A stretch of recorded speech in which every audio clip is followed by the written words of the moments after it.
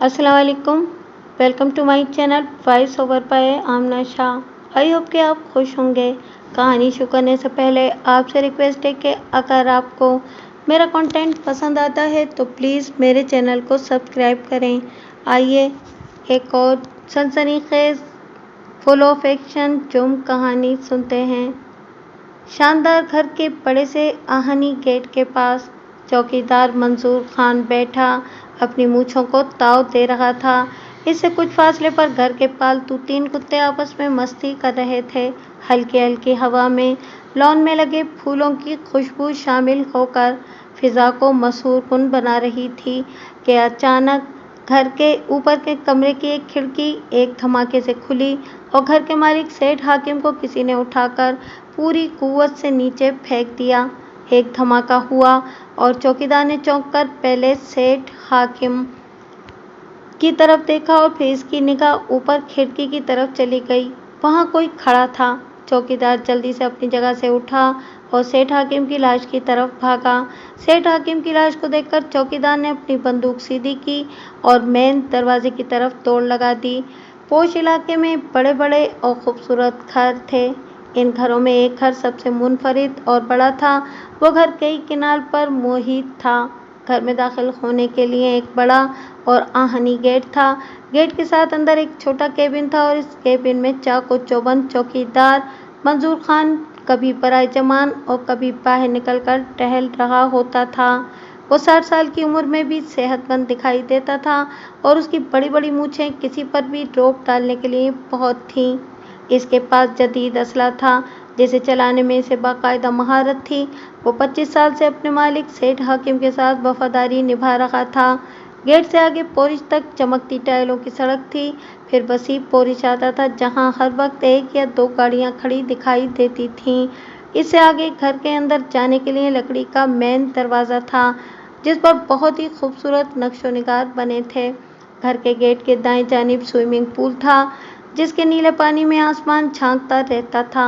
4 दीवारी के दरमियान में वो घर इस्तादा था और इसके दाएं बाएं और अकब में कुशादा खाली जगह थी और इस जगह ने खूबसूरत हरी घास की चादर ओढ़ी हुई थी। इस चादर के ऊपर इस घर के पालतू वफादार कुत्ते हर वक्त घूमते रहते थे। वो कुत्ते घर के मालिक सेठ हाकिम को बहुत प्यारे थे। वो अपने कुत्तों की एक एक चीज़ का ख्याल रखता था और कुत्ते भी ऐसे थे कि अपने मालिक का एक इशारा समझने में देर नहीं लगाते थे। सेठ हाकिम की उम्र 70 और 75 साल के बीच थी। अब वो जिस्मानी तौर पर कमज़ोर हो चुका था लेकिन फिर भी वो बगैर किसी सहारे के चलता था। सुबह और शाम को अपने घर की 4 दीवारी के गिर्द वो खरामा खरामा इस वक्त तक चक्कर लगाता जब तक वो थक नहीं जाता या इसकी हिम्मत जवाब नहीं दे देती थी। सेठ हाकिम जब थक जाता तो वो स्विमिंग पूल के पास बैठकर अपने कुत्तों को प्यार करता और उनके साथ खेलता था। कुत्ते अपने मालिक के साथ मस्तियाँ करते थे। सेठ हाकिम का कमरा ऊपर की मंजिल पर था जिसकी खिड़कियों का रुख गेट की जानिब था और बालकोनी का दरवाज़ा भी इसी तरफ खुलता था। अक्सर सेठ हाकिम बालकोनी में रखी कुर्सी पर बैठकर अखबार या कोई किताब पढ़ता था और दाएं बाएं अपनी नज़रें भी घुमाता रहता था।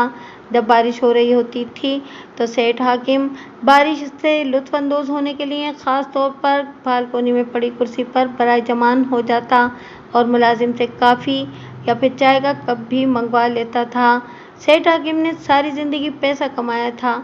जब वो बूढ़ा हो गया तो उसने अपना कारोबार बेटे के सुपुर्द कर दिया लेकिन अचानक इसका बेटा दिल के दौरे से इंतकाल कर गया। इसके बाद कारोबार की तमाम जिम्मेदारी सेठ हाकिम के पोते ज़फ़र खलील के हाथ आ गई। ज़फ़र की उम्र 32 साल थी। उसने बिजनेस की डिग्री ली थी और वो बहुत समझदार और अपने काम में बहुत संजीदा था। इसकी एक छोटी बहन निदा खलील थी जिसने 1 माह कबल BSc का इम्तहान दिया था और अभी फ़िलहाल फारिग थी। निदा खूबसूरत और पुरकशिश जिस्म की मालिक थी। वो बहुत जल्द दूसरों से मुतासिर हो जाती थी और उसकी राय भी इतनी ही जल्दी बदल भी जाती थी। निदा की माँ उसे अक्सर कहती थी कि वो मुस्तकिल मिजाज बनकर जीना सीखे मगर निदा गुस्से की तेज़ थी और उसके जो मुँह में आता बिना सोचे समझे बोल देती।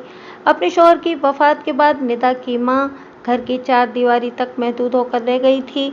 उन्हें लगता था कि शौहर की वफात ने जैसे उनकी जिंदगी का हर रंग खत्म कर दिया हो। इनका चेहरा हर वक्त उदासी में डूबा रहता। वो अंदर ही अंदर समंदर की तरह अपने ही किनारों से टकराती रहती थी।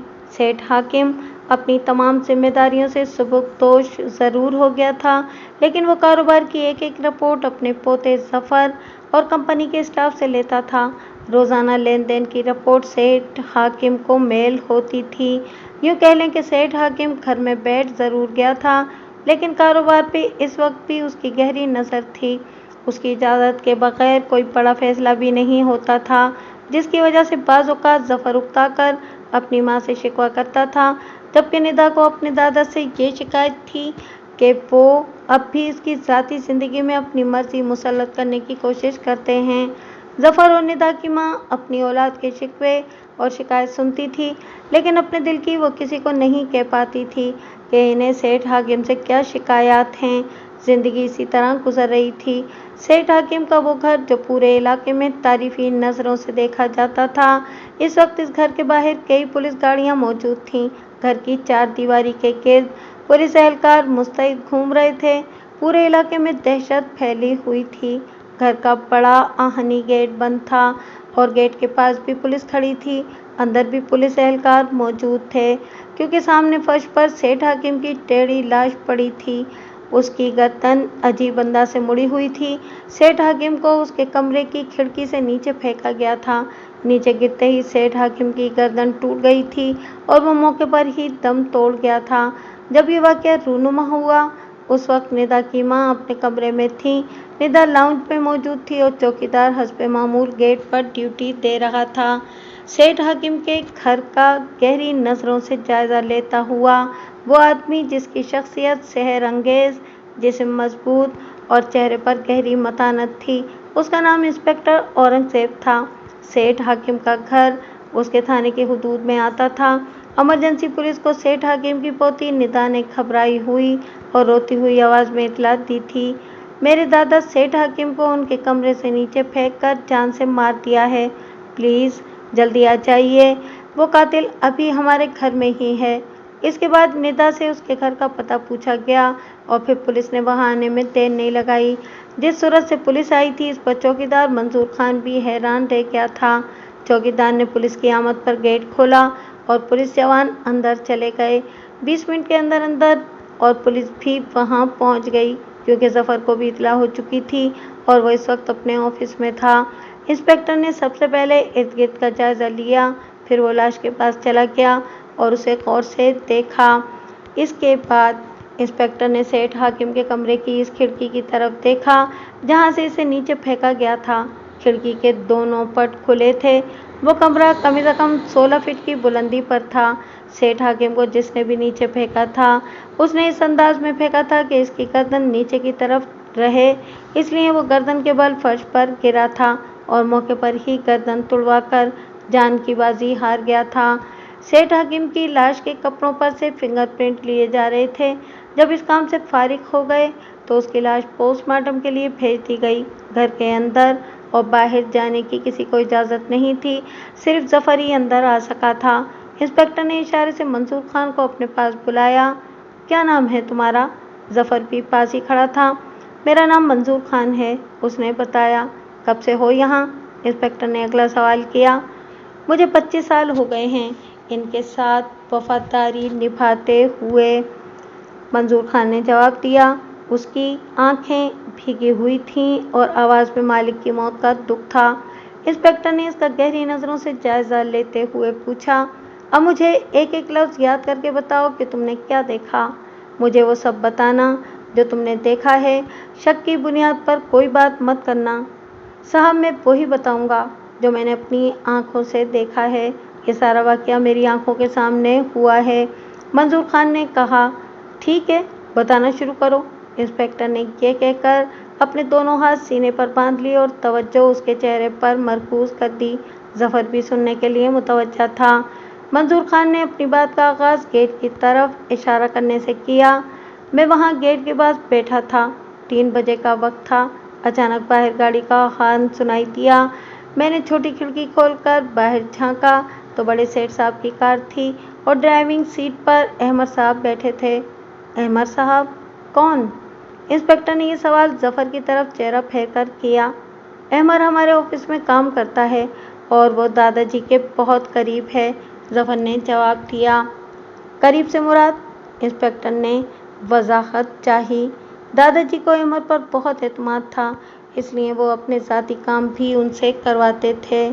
جیسے اپنے لیے کوئی خریداری کروانی ہو تو وہ احمد سے کہہ دیتے تھے، ڈاکٹر کے پاس جانا ہوتا تو وہ احمد کو ساتھ لے جاتے تھے، اور اگر ان کی گاڑی میں کوئی مسئلہ ہوتا تھا یا گاڑی کی ٹیوننگ کروانی ہوتی تھی تو وہ احمد سے ہی کہتے تھے۔ وہ فارغ اوقات میں اس کے ساتھ اپنے کمرے میں بیٹھ کر شطرنج بھی کھیلتے تھے، ظفر نے وضاحت کی۔ اچھا، اب تم اسی جگہ سے بات شروع کرو جہاں سے چھوڑی تھی۔ انسپکٹر نے ایک بار پھر منظور خان کی طرف توجہ مبذول کی۔ میں نے احمد صاحب کو دیکھ کر گیٹ کھول دیا، کیونکہ اس گھر کے افراد کے علاوہ باہر کے لوگوں میں سے ایک احمد صاحب ہی تھے جو کسی بھی وقت بغیر روک ٹوک کے اس گھر میں آ سکتے تھے۔ یہ بڑے سیٹ صاحب کا حکم تھا۔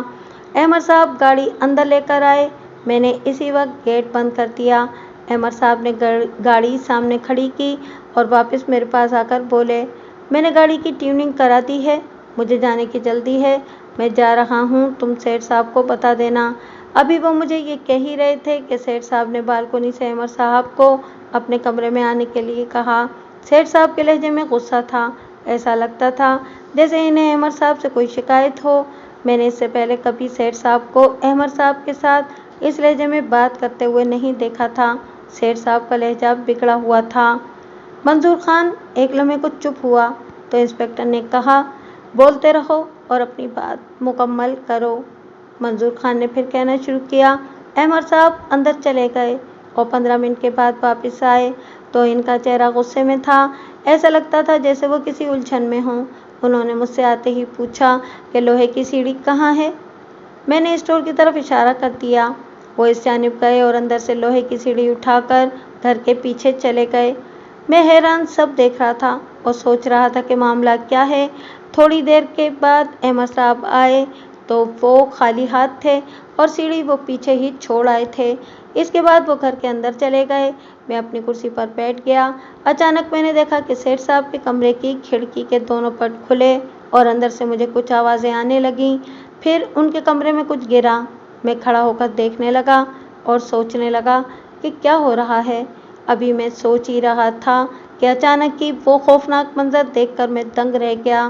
احمد صاحب نے بڑے سیٹ صاحب کو اپنے دونوں بازوؤں سے اٹھایا ہوا تھا، پھر انہوں نے پوری قوت سے انہیں باہر پھینک دیا۔ وہ سر کے بل تیزی سے نیچے آئے، ایک دھماکہ سا ہوا اور وہ اسی جگہ ساکت ہو گئے۔ میں تیزی سے ان کی طرف بھاگا، وہ مر چکے تھے۔ میں نے اپنی بندوق سیدھی کی اور گھر کے اندر بھاگا۔ میں ابھی اوپر جانے کے لیے سیڑھیوں کی طرف گیا ہی تھا کہ مجھے چھوٹی بی بی کی آواز سنائی دی۔ چھوٹی بی بی کون؟ انسپکٹر نے پوچھا۔ میری چھوٹی بہن ندا کی بات کر رہا ہے، ظفر نے بتایا۔ چھوٹی بی بی میرے پیچھے کھڑی تھیں اور ان کے چہرے پر گھبراہٹ تھی۔ انہوں نے مجھ سے پوچھا، منظور بابا کیا ہوا؟ میں نے فوراً جواب دیا، احمد صاحب نے بڑے سیٹ صاحب کو اوپر سے نیچے پھینک دیا ہے۔ چھوٹی بی بی چیخ کر بولی، کیا کہہ رہے ہو تم؟ میں نے کہا، میں سچ کہہ رہا ہوں، ان کی لاش باہر پڑی ہے اور احمد صاحب ابھی ان کے کمرے میں ہی ہیں۔ میری بات سن کر فوراً چھوٹی بی بی نے کانپتی ہوئی آواز میں کہا، احمد تو اس دروازے سے باہر جا چکا ہے۔ اس دوران بڑی بی بی صاحبہ بھی آ چکی تھیں اور انہوں نے ہمارے درمیان ہونے والی گفتگو سن لی تھی۔ منظور خان کی نگاہیں انسپکٹر کے چہرے پر مرکوز تھیں۔ بڑی بی بی صاحبہ کون؟ انسپکٹر نے جاننا چاہا۔ میری امی کے بارے میں کہہ رہا ہے، ظفر نے بتایا۔ پھر کیا ہوا؟ انسپکٹر ایک بار پھر اس کی طرف متوجہ ہوا۔ چوکیدار منظور خان بولا۔ چھوٹی بی بی کی بات سنتے ہی میں واپس پلٹا اور اس دروازے کی طرف دوڑا جو گھر کے عقب کی طرف کھلتا تھا۔ میں بھاگتا ہوا دروازے کے پاس پہنچا تو دروازہ کھلا ہوا تھا۔ میں نے دیکھ لیا کہ سامنے والی دیوار پر وہ سیڑھی لگی ہوئی تھی جو احمد صاحب اسٹور سے اٹھا کر لائے تھے۔ دیوار کے اوپر لگی خاردار تار بھی کاٹی ہوئی تھی۔ اس کا مطلب تھا کہ وہ اس جگہ سے فرار ہو گیا ہے۔ وہ پیچھے سے اس طرح کیوں بھاگا؟ वो अगबी दरवाजे से निकलकर घूमकर फिर गेट के पास आ सकता था, क्योंकि इस वाकये के बाद तुम गेट पर मौजूद नहीं थे। इंस्पेक्टर ने पूछा। बड़े सेठ साहब का हुक्म था कि मैं गेट को ताला लगा कर रखा करूं। ये बात अहमद साहब के इल्म में थी कि वो वापस गेट के पास आकर बाहर नहीं जा सकता, इसलिए पहले उन्होंने अपने बाहर जाने का इंतज़ाम किया और फिर वो अपना काम करने के बाद इस तरफ से भाग गए। मंजूर खान बोला। अहमद ने ऐसा क्यों किया? कोई वजह आपकी समझ में आती है? इंस्पेक्टर ने जफर से पूछा। अगर इजाज़त हो तो मैं सवाल का जवाब दूं? मंजूर खान ने जफर के बोलने से पहले जबान खोली। हाँ बोलो। इंस्पेक्टर इसकी जाने मुतवज्जा हो गया। चंद दिन पहले अहमद साहब मेरे पास बैठे थे, वो उकताए हुए लहजे में कह रहे थे। मंजूर खान बोलते बोलते रुक गया और जफर की तरफ देखने लगा। वो बात करते हुए कुछ हिचकिचा रहा था। क्या कहा था? बोलो, जफर ने कहा। माफ़ कीजिएगा छोटे सेठ जी, मैं इनके ही अल्फाज दोहराने लगा हूँ। मंजूर खान के चेहरे पर हल्का सा खौफ आया था। बोल दो जो उसने कहा था, बोलो। जफर ने इजाज़त दी तो मंजूर खान ने कहा। अहमद साहब ने कहा था कि मैं इस बूढ़े के कामों से तंग आ गया हूँ। मुझे तनख्वाह दफ्तर के काम की मिलती है और मुझसे काम किसी गधे की तरह लिया जाता है। और वो चुप हुआ तो इंस्पेक्टर ने कुछ दुरुस्त लहजे में कहा। तुम कहते कहते चुप क्यों हो जाते हो? तुम अपनी बात एक ही बार में मुकम्मल नहीं कर सकते? मैं शाम तक तुम्हारी बात सुनने के लिए फारिग नहीं हूँ। मंजूर खान घबरा गया। अहमद साहब ने कहा था कि मुझे सेठ साहब की फजूल बातें सुननी पड़ती हैं। मुझे शतरंज से नफरत है और मुझे वो भी इनके साथ खेलनी पड़ती है। कभी कभी दिल चाहता है कि इन्हें उठाकर नीचे फेंक दूं, और आज उन्होंने ऐसा कर भी दिया। इंस्पेक्टर ने कहा। कोई और बात है? बस जी, यही बात थी। मंजूर खान ने हाथ की हथेली से अपनी आंखों से बहते आंसू साफ किए। मैं अभी यहीं हूँ, कोई बात याद आए तो मुझे फौरन बताना, इंस्पेक्टर ने कहा और जफर की तरफ मुतवज्जा होकर बोला। मुझे इनका कमरा और इस जगह जाना है जहाँ वो सीढ़ी लगी है। मेरे साथ आ जाइए, जफर ने कहा। दोनों घर के अंदर चले गए। दो अहलकार भी साथ थे। सीढ़ियाँ चढ़कर वो ऊपर गए तो सामने सेठ हाकिम का कमरा था। कमरे का दरवाज़ा खुला था। अंदर फिंगरप्रिंट लेने का काम हो रहा था। इंस्पेक्टर ने अंदर जाते ही कमरे का जायज़ा लिया। वो कुशादा कमरा था। कमरे के एक तरफ लिखने की मेज़ और कुर्सी रखी थी। मेज़ पर कुछ फाइलें तरतीब से रखी हुई थीं। मेज़ के साथ ही एक शेल्फ था जिसमें करीने से किताबें थीं। साथ ही बेड था और बेड के सामने दीवार पर एलईडी लगा हुआ था। दूसरी तरफ दो कुर्सियां और एक छोटी मेज़ थी। एक कुर्सी और मेज़ फर्श पर उल्टी हुई थी और क्रिस्टल का गुलदान फर्श पर टूटकर बिखरा पड़ा था। साथ ही शतरंज की बिसात और मोहरे बिखरे हुए थे। गिरी हुई कुर्सी के पास दीवार पर खून का छोटा सा धब्बा दिखाई दे रहा था। इससे साफ आया था कि सेठ हाकिम का सर इस दीवार से टकराया गया था और फिर शायद सेठ हाकिम के नींद बेहोश हो जाने पर इसे उठाकर खिड़की से बाहर फेंक दिया गया था। एक पुलिस एहलकार जो पहले से कमरे में मौजूद था, इसने प्लास्टिक की थैली इंस्पेक्टर की नज़रों के सामने करते हुए बताया, ये कमरे से मिली है। इंस्पेक्टर ने देखा कि प्लास्टिक की थैली में नज़र की ऐनक थी। उसका एक शीशा टूटा हुआ था और फ्रेम भी टेढ़ा था और उसका रंग ब्लू था। ये तो हैमर की ऐनक है। एक ये फ्रेम और एक इससे मुख्तलिफ फ्रेम की ऐनक इसकी आंखों पर दिखाई देती थी। वो ऐनकें बदल बदल कर इस्तेमाल करता था। जफर ने फौरन हैमर की ऐनक पहचान ली। आपको यकीन है कि ये हैमर ही की ऐनक है? इंस्पेक्टर ने पूछा। अहमद मेरे ऑफिस में काम करता है। वो ड्यूटी के दौरान 20 बार मुझसे मिलता था। मुझे इसकी दोनों ऐनकें ही नहीं, ये भी पता है कि वो एक हफ्ते में सबसे ज़्यादा किस रंग की शर्ट और पैंट पहनता है। जफर ने कहा। इसके पास मैंने दो ऐनकें ज़्यादा देखी हैं। एक ऐनक का फ्रेम ब्लू है और दूसरी का पिंक। वो अपनी शर्ट के कलर के हिसाब से ऐनकें बदल लेता था। इसका मतलब है कि दोनों के दरमियान शायद मज़ाहमत भी हुई और इस मज़ाहमत में अहमद की ऐनक नीचे गिरकर किसी दबाव में आकर टूट गई थी। ऐनक की हालत बताती है कि इस पर किसी का पैर आया है। इंस्पेक्टर ने सोचते हुए अपना ख्याल जाहिर किया। कुछ ऐसा ही लगता है सर। एहलकार ने इस बात में सर हिलाया। इसे रखो, मैं बाहर का जायजा ले लूं, इंस्पेक्टर ने कहा और जफर के साथ कमरे से बाहर निकल गया। 2 एहलकार इनके साथ थे। दोनों घर के अकब में चले गए। वहां दीवार पर लोहे की सीढ़ी लगी हुई थी और ऊपर से खारदार तारें भी किसी तेज धार आले से काटी हुई थीं। इंस्पेक्टर ने बगौर जायजा लिया। सीढ़ी पर हाथों के निशान होंगे, इसके भी प्रिंट ले लो और ये भी देखो कि दीवार पर पैरों का कोई निशान है। इंस्पेक्टर हिदायत देने के बाद खुद भी गौर से दीवार की तरफ देखने लगा और फिर वो जफर के साथ एक तरफ चला गया। मैं आपकी बहन से मिलना चाहता हूँ। क्या नाम बताया था आपने? इसका नाम निदा है, जफर ने बताया और अपने मुलाजिम को आवाज़ दी। थोड़ी देर के बाद निदा सर झुकाए डरी सहमी रोती हुई आंखों के साथ उनके पास आ गई। जफर ने इसे अपने साथ लगा लिया और हौसला देने लगा। डरने और घबराने की ज़रूरत नहीं है, मुझे सिर्फ ये पता करना है कि आपने क्या देखा था। इंस्पेक्टर ने अपना लहजा और भी नरम कर लिया। निदा सर झुकाए धीमे लहजे में बोली, मैं अचानक कमरे से बाहर निकली तो अहमद भाई तेज़ी से अंदर आ रहे थे और फिर वो सीढ़ियाँ फलांगते हुए ऊपर चले गए। मुझे हैरत थी कि क्या हुआ है। वो इससे पहले कभी इस तरह सीढ़ियाँ नहीं चढ़े थे। मैं एक तरफ बैठ गई और टीवी लगा लिया। थोड़ी देर के बाद मुझे ऊपर से आवाज़ आई जैसे कोई चीज़ धप से नीचे गिरी हो। फिर मैंने कुछ और आवाज़ें भी सुनी, लेकिन मुझे समझ नहीं आ रही थी कि ये कैसी आवाज़ें हैं। मेरा ध्यान फिर टीवी की तरफ मरकूज़ हो गया। अचानक अहमद भाई तेज़ी से सीढ़ियाँ नीचे उतरे। वो बहुत घबराए हुए थे और उन्होंने मेरी तरफ तवज्जो दिए बगैर अकबी दरवाजे की तरफ कदम बढ़ा दिए। उन्होंने दरवाज़ा खोला और बाहर निकल गए, जबकि मैं हैरत से खड़ी देख और सोच रही थी कि क्या हुआ है। फिर अचानक मेन दरवाज़ा खुला और हमारा चौकीदार भागता हुआ अंदर आया और सीढ़ियाँ चढ़ने लगा तो मैंने पूछा, क्या हुआ है? चौकीदार ने बताया कि अहमद साहब ने बड़े सेठ साहब को ऊपर से नीचे फेंक दिया है। मैं ये सुनते ही सख्ते में आ गई और चीखी कि वो इस तरफ से बाहर गए हैं। चौकीदार पीछे भागा और फिर चौकीदार ने बताया कि वो दीवार फलांग कर भाग गए हैं। फ़ौरन पुलिस को फ़ोन करें। मैंने इसी वक्त पुलिस को फ़ोन कर दिया। इंस्पेक्टर ने निदा के चुप होते ही सवाल किया, इनके बोलने, चीखने, चिल्लाने की आवाज़ें सुनी थीं आपने?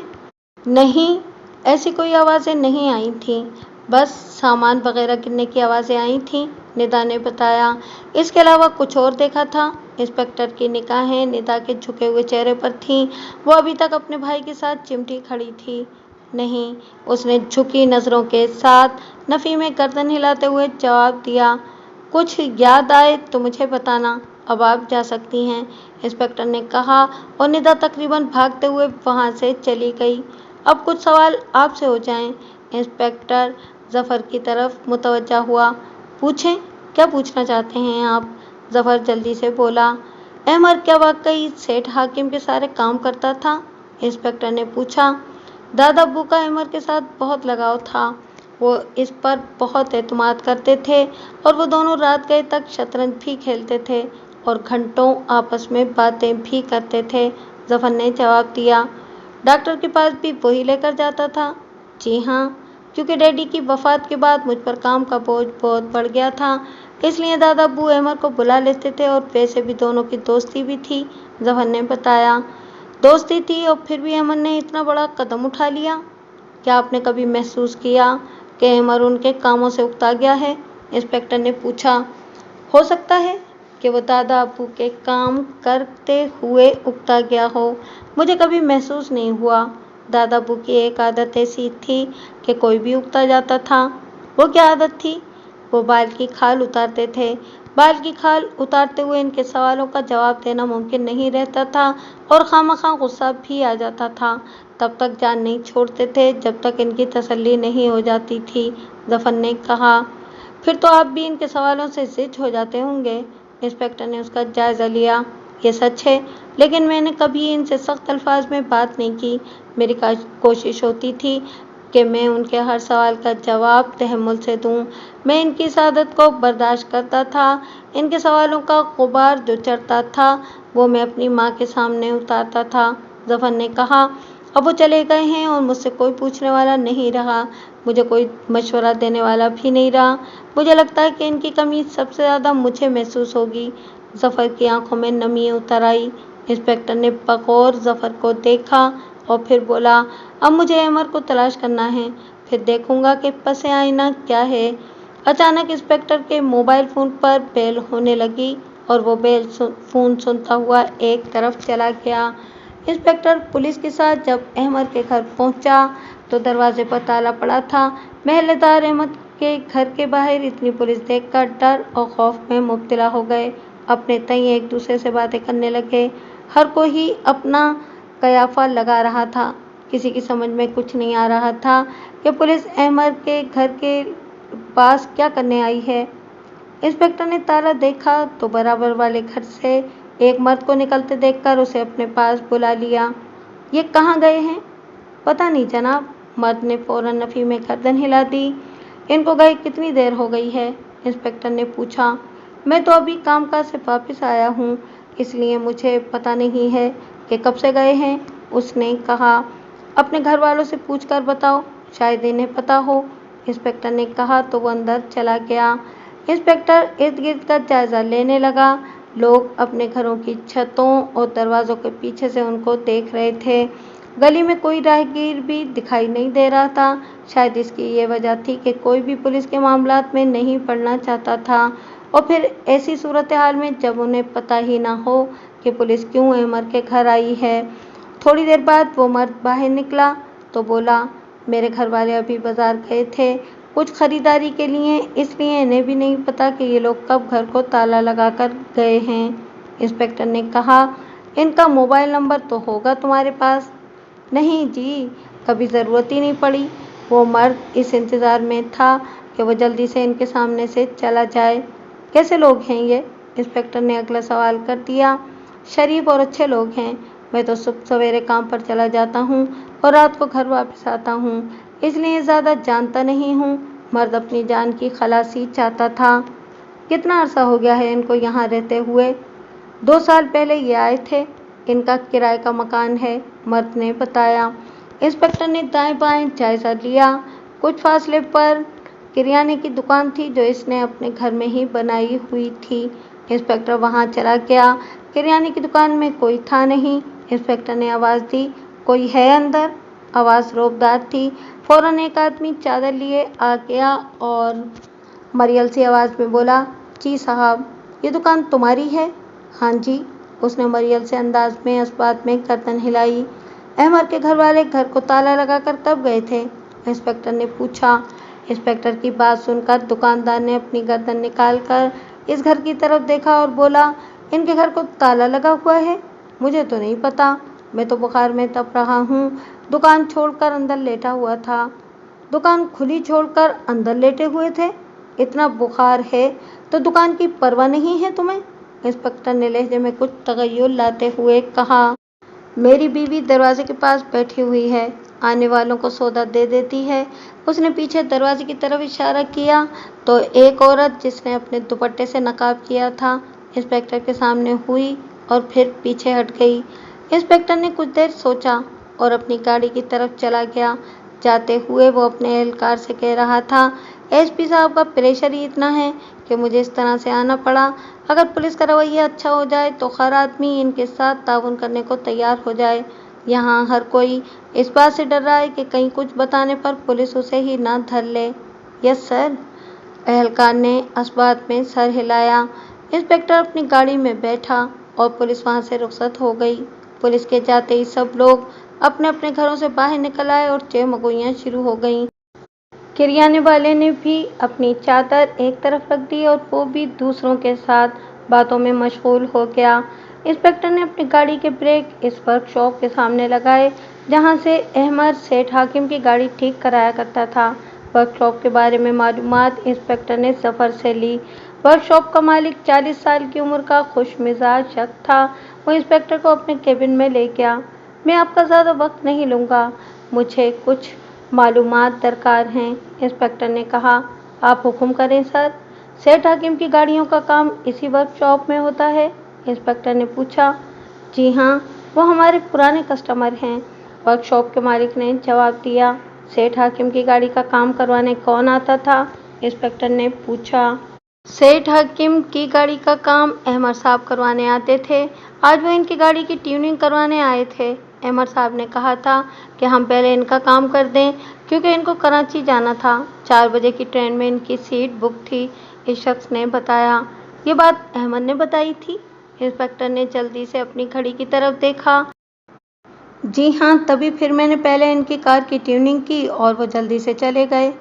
इंस्पेक्टर ने एक बार फिर तस्दीक की। आज 4 बजे की ट्रेन से वो कराची जा रहा था, यही बताया था ना उसने? जी बिल्कुल, यही बताया था, वर्कशॉप के मालिक ने पुरएतमाद लहजे में जवाब दिया।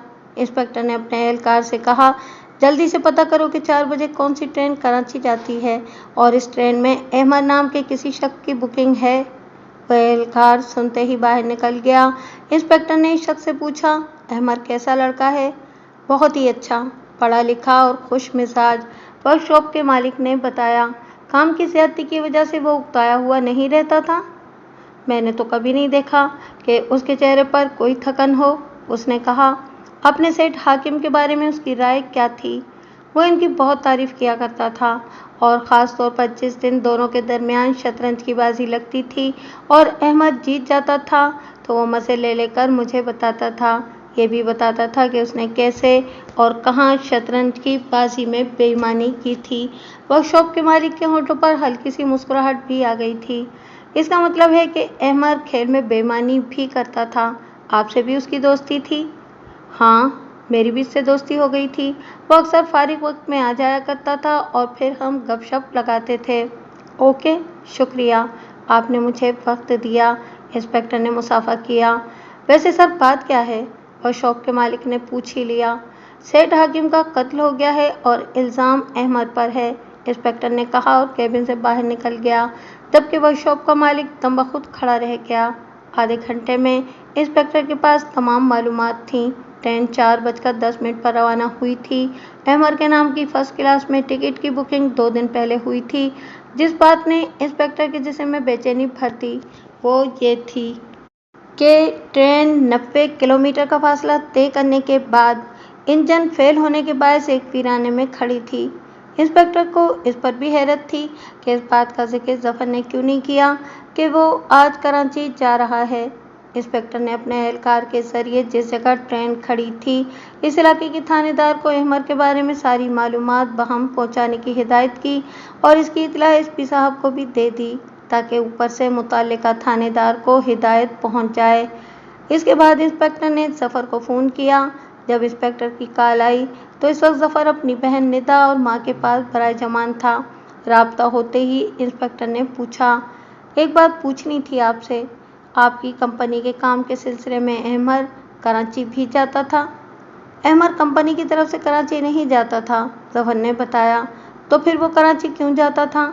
हमारे मामू फालिज की वजह से कामकाज से महरूम हो चुके हैं। दादा अब्बू 2 या 3 माह के बाद अहमद को कराची भेजते थे ताकि वो इनका हाल चाल भी पूछे और इनकी ज़रूरियात भी जाकर पूरी करे। मामू की कोई औलाद नहीं है, इसलिए दादा अब्बू की हिदायत पर अहमद खुद जाकर इनकी खैर खैरियत पूछता था और डॉक्टर के पास भी लेकर जाता था और इनके ज़रूरी काम भी करता था। आपने मुझे बताया नहीं कि आज इसकी टिकट बुक है और वो कराची के लिए रवाना हो चुका होगा। मेरे इल्म में ये बात ही नहीं थी कि वो आज कराची जा रहा है, क्योंकि ये दादा जान का फैसला और इनका हुक्म होता था। मुझे खुद आपसे पता चल रहा है, जफर ने कहा। इसका मतलब है कि इसने पूरी मंसूबा साजी की थी। पहले इसने दादा जान को मारा और कराची फरार हो गया। मैं आपसे बाद में बात करूँगा। इंस्पेक्टर ने यह कहकर फ़ोन बंद कर दिया और सोचने लगा। एसएचओ सदाकत हुसैन थाने में अपनी कुर्सी पर दोनों टांगें रखे बैठा था। इसकी उम्र 50 साल के करीब थी और चेहरे का रंग काला था, जबकि इसकी मूछें ऐसी थीं कि इसका ऊपर का होंठ बिल्कुल दिखाई नहीं देता था। इसकी सुर्ख आंखों में अजीब सी वहशत थी। इसकी तोंद बाहर को निकली हुई थी और वह अजीब सी शख्सियत का मालिक दिखाई देता था। वो एक कस्बा था और कस्बे के इस थाने का इंचार्ज था। इस वक्त इसके पास एक आदमी बैठा हुआ था। वो इससे कह रहा था, मैं जो रिपोर्ट दे रहा हूँ वो बड़ी पक्की है। वो लोग अपनी ज़मीन छुड़ाने के लिए आपको मारने पर तुल गए हैं। इसकी बात सुनकर सदाकत ने बेपरवाही से ऐसे हाथ मारा जैसे वो मक्खी उड़ा रहा हो। सदाकत हुसैन को मारना आसान काम है क्या? मैं हाथों में चूड़ियां पहनकर घूमता हूँ क्या? आप ठीक कह रहे हैं, लेकिन आप एहतियात कर लें। मेरी इत्तला के मुताबिक वो घात लगाए बैठे हैं। उसने फिर खबरदार किया। इनमें इतनी जुर्रत नहीं है कि घात लगाकर मुझ पर हमला कर दें। वो समझते हैं कि मैं डर कर इनकी ज़मीन का कब्जा छोड़ दूंगा। सदाकत ने ये काम पहली बार नहीं किया कि इनकी धमकियों से डर जाए। सदाकत ने कहकर सिगरेट निकाला और अपने होठों में दबाकर माचिस तलाश करने लगा। पास बैठे हुए आदमी ने अपनी जेब से माचिस निकालकर उसका सिगरेट सुलगाया और फिर बोला, आप जब बाहर जाएं तो 2-4 पुलिस वाले साथ ले जाया करें। इस थाने के बाप हैं आप। आपने कौन सा बंदा कहीं से मांगने जाना है, तहफ़्फ़ुज़ रहेगा। ओ छोड़, रहने दे इन बातों को। मुझे कोई परवाह नहीं है। और सदाकत हुसैन डरपोक चूहा नहीं है। इसने बेपरवाही से कहकर सिगरेट का तवील कश लिया और मुंह से धुआं छोड़ने लगा। जनाब, मैं आपका ख़ास बंदा हूँ। मुझे जो खबर मिली आप तक पहुँचा रहा हूँ। इस आदमी ने कहा। ठीक है, तुमने अपना फ़र्ज़ अदा कर दिया। मैं खुद ही इनसे निपट लूँगा। जो मर्ज़ी कर लें, इनकी ज़मीन का कब्ज़ा नहीं छोड़ूंगा, सदाकत ने कहा। और अचानक इसका फ़ोन बजने लगा। उसने जैसे ही फ़ोन कान से लगाया वो एकदम मुअद्दिब हो गया। उसके मुंह से मुसलसल जी सर, जी सर निकलने लगा। इसके बाद उसने कागज़ अपनी तरफ खिसकाकर इस पर लिखना शुरू कर दिया। इसके बाद फ़ोन बंद हो गया। उसने कुर्सी से उठकर सिपाही को आवाज़ दी। एक सिपाही अंदर आ गया। गाड़ी निकालो, यहाँ अपने इलाके में कोई ट्रेन ख़राब होकर खड़ी है। पता नहीं सर जी। पता किया करो, बड़े साहब का फ़ोन था। चलो जल्दी निकलो। सदाकत ने वो कागज़ जिस पर इसने कुछ लिखा था उठाकर अपने हाथ में पकड़ा और बाहर जाने लगा तो वो आदमी उठकर सदाकत से बोला, ध्यान से, तुम जाओ यहाँ से और घर जाकर हुक्का पानी पियो। जनानियों की तरह डरा रहे हो। सदाकत बेपरवाही से बोला और बाहर निकल गया। बाहर जीप तैयार खड़ी थी। सदाकत आगे बैठ गया और अहलकार फुदक कर जीप में सवार हो गए। इसके साथ ही जीप थाने की हदूद से बाहर निकल गई। वो सिंगल सड़क थी जो जगह जगह से टूट फूट का शिकार थी। जीप इस सड़क पर दौड़ती जा रही थी। सदाकत अपनी मूँछों को ताव देते हुए अपने हाथ में पकड़ा वो कागज़ पढ़ रहा था। इस पर अहमद का पूरा नाम, बल्दिया, ट्रेन का नाम, डब्बा नंबर, सीट नंबर, सब कुछ तफसील से लिखा हुआ था। जीप आबादी से बाहर निकल गई थी और एक चौड़ी सड़क पर दौड़ने लगी। इस सड़क की हालत भी इतनी अच्छी नहीं थी। 15 मिनट की मज़ीद मुसाफत के बाद मैदानी इलाका शुरू हो गया और दूर ही से रेलवे पट्टी पर ट्रेन खड़ी दिखाई देने लगी।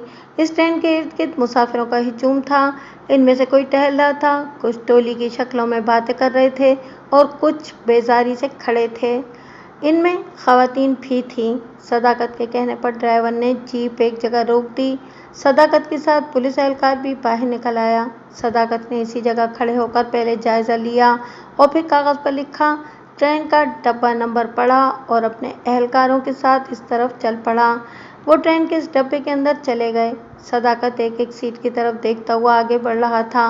डब्बा तकरीबन खाली था। कुछ ख़वातीन और मर्द ही फासलों पर दिखाई दे रहे थे जिनके चेहरों से उलझन और बेजारी आया थी। अचानक सदाकत एक सीट के पास रुक गया। वही सीट नंबर था और वो सीट खाली थी और इसके सामने एक नौजवान बैठा कानों में हैंड फ्री लगाए म्यूज़िक से लुत्फ़ अंदोज़ हो रहा था।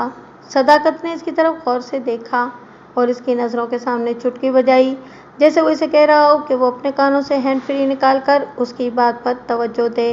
नौजवान ने जल्दी से हैंड फ्री निकाली और सदाकत की तरफ देखकर बोला, जी सर, तुम्हारा नाम क्या है? सदाकत का लहजा रवायती पुलिस वाला था।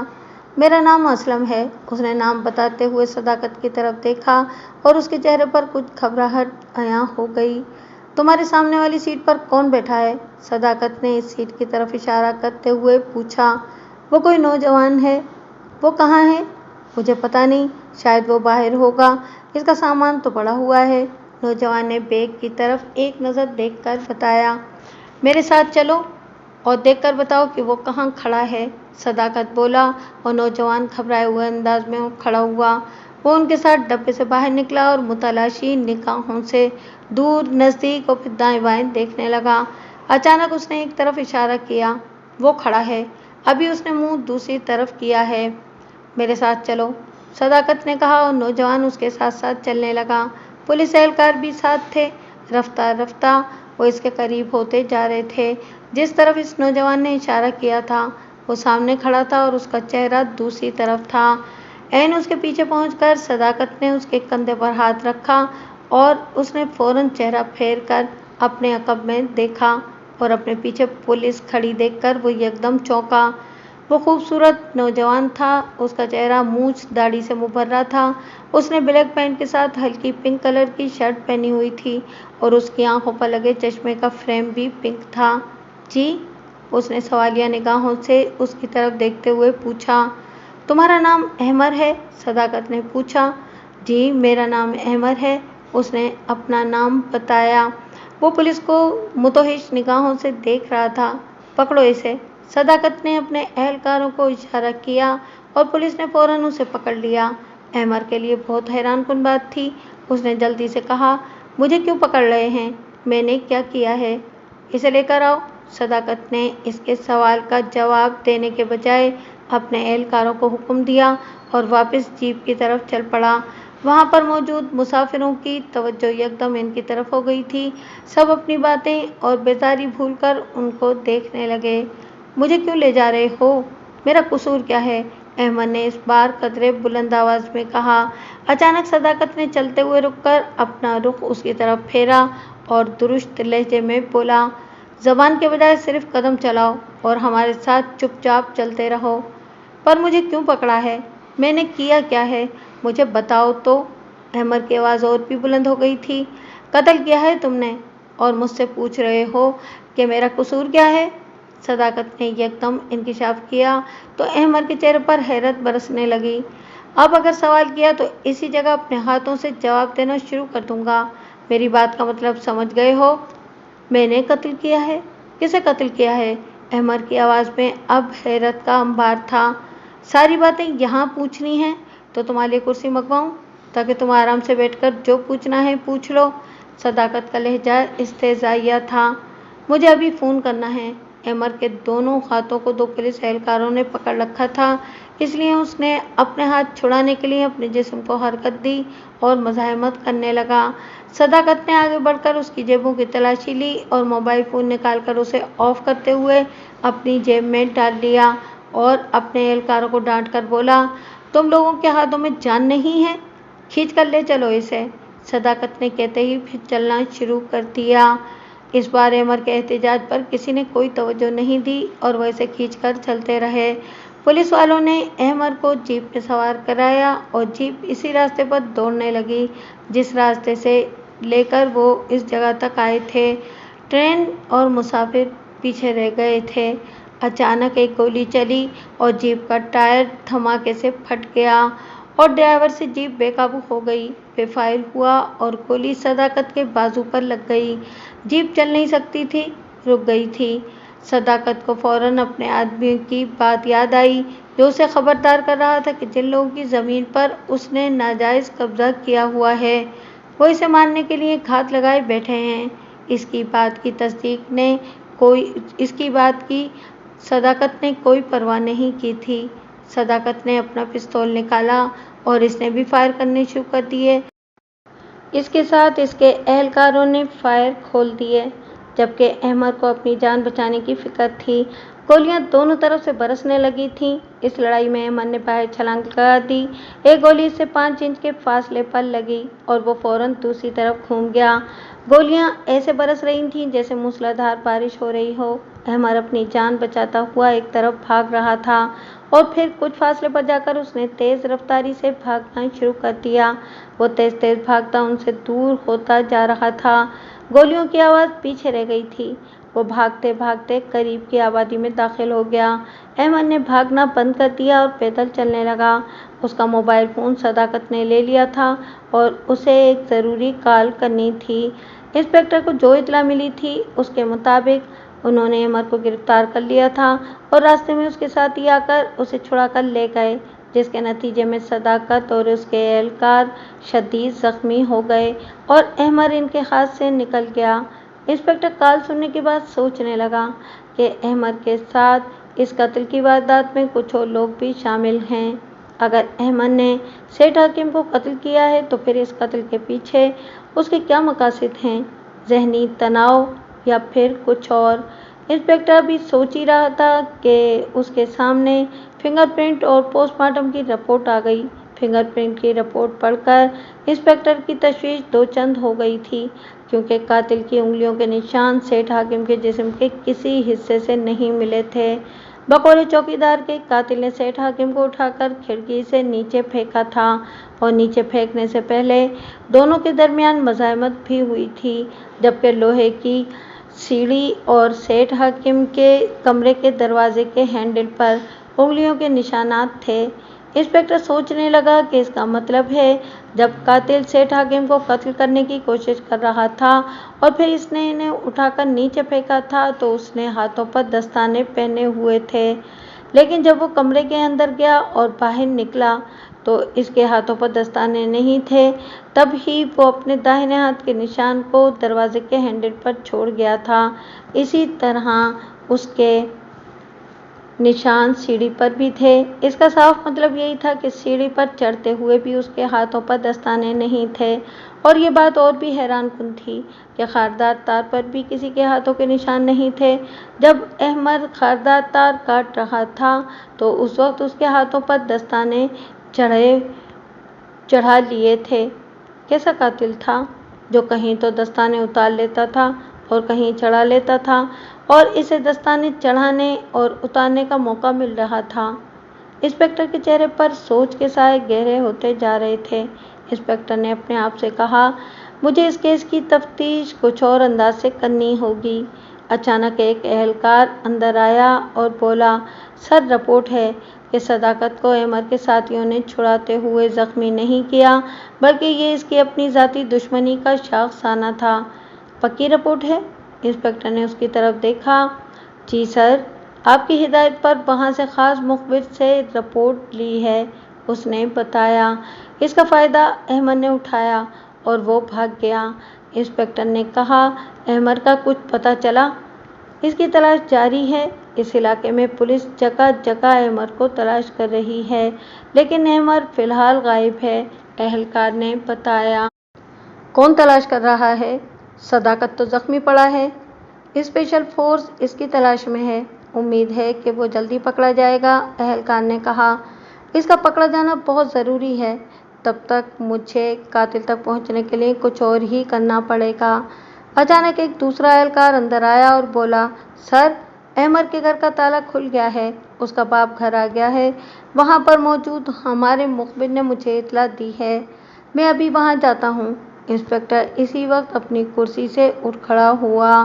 احمد کے باپ کا نام نذیر احمد تھا۔ وہ شکل و صورت سے انتہائی شریف آدمی دکھائی دیتا تھا۔ جیسے وہی اپنے گھر کے پاس پہنچا، کئی لوگ اس کی طرف لپکے اور پولیس کے آنے کی اطلاع دی تو نذیر احمد پریشان ہو گیا، اس کے ہاتھ کانپنے لگے اور دل کی دھڑکن تیز ہو گئی۔ اس نے گھر کا تالا کھولا اور اندر جا کر سوچنے لگا کہ کیا ماجرا ہے کہ پولیس اس کے گھر آئی اور احمد کے بارے میں پوچھ رہی تھی۔ نذیر احمد کے پاس موبائل فون نہیں تھا اور نہ ہی اس کے گھر میں ٹیلی فون کی سہولت تھی۔ اس نے سوچا کہ وہ باہر نکل کر کسی سے کہے کہ وہ فون کرے احمد کو۔ ابھی وہ سوچ ہی رہا تھا کہ دروازے پر دستک ہوئی اور اس نے گھبرا کر دروازے کی طرف دیکھا۔ نذیر احمد نے ڈرتے ڈرتے دروازہ کھولا تو سامنے انسپکٹر کھڑا تھا۔ وہ پولیس کی وردی میں نہیں تھا، اکیلا ہی آیا تھا۔ جی فرمائیے، نذیر احمد نے گھبرائی ہوئی آواز میں اپنے دروازے پر ایک اجنبی کو دیکھ کر پوچھا، آپ احمد کے والد صاحب ہیں؟ انسپکٹر نے شائستہ لہجے میں پوچھا۔ اس کی نگاہیں نذیر احمد کا جائزہ لے رہی تھیں۔ جی، نذیر احمد کے منہ سے گھبراہٹ میں آواز بھی نہیں نکل رہی تھی۔ احمد میرا بیٹا ہے، میرا نام اورنگزیب ہے اور میں پولیس انسپکٹر ہوں، مجھے آپ سے کچھ بات کرنی ہے، اگر اجازت ہو تو میں اندر آ سکتا ہوں؟ جی آئیے۔ نذیر احمد نے بادال ناخواستہ دروازہ چھوڑ دیا۔ انسپکٹر اندر گیا تو نذیر احمد نے دروازہ بند کرتے ہوئے باہر دائیں بائیں دیکھا، اسے کوئی اور تو دکھائی نہ دیا، البتہ گلی کے کچھ لوگ کھڑے اسی طرف دیکھ رہے تھے۔ نذیر احمد اور انسپکٹر ڈرائنگ روم میں چلے گئے۔ وہ سادہ سا ڈرائنگ روم تھا جہاں صوفے اور کرسیاں پڑی تھیں، فرش صاف تھا۔ مجھے گھبرانے کی ضرورت نہیں ہے، मैं रवायती पुलिस वाला नहीं हूँ, चंद बातें पूछना चाहता हूँ और आने का मकसद मेरा पूरा हो जाएगा। इंस्पेक्टर ने नसीर अहमद की घबराहट और खौफ देखते हुए तसल्ली दी। जी मैं हाजिर हूँ। नसीर अहमद की घबराहट अभी तक कम नहीं हुई थी, हाथ लरज रहे थे। पुलिस ने बिला तमहीद कहा, दरअसल आपके बेटे अहमद पर कत्ल का इल्ज़ाम है। जी? नसीर अहमद का दम बखुद मुंह खुला का खुला रह गया। अहमद और कत्ल? ये क्या कह रहे हैं आप? क्या अहमद ऐसा नहीं कर सकता? वो तो बहुत नर्म मिजाज और हंसमुख है, वो किसी को कत्ल नहीं कर सकता। नसीर अहमद का जिस्म कांपने लगा। जज्बात, गुस्सा और ज़हनी तनाव किसी को भी कोई काम करने पर मजबूर कर सकता है, खा वो अपनी जान ख़त्म कर ले या दूसरे को जान से मार दे।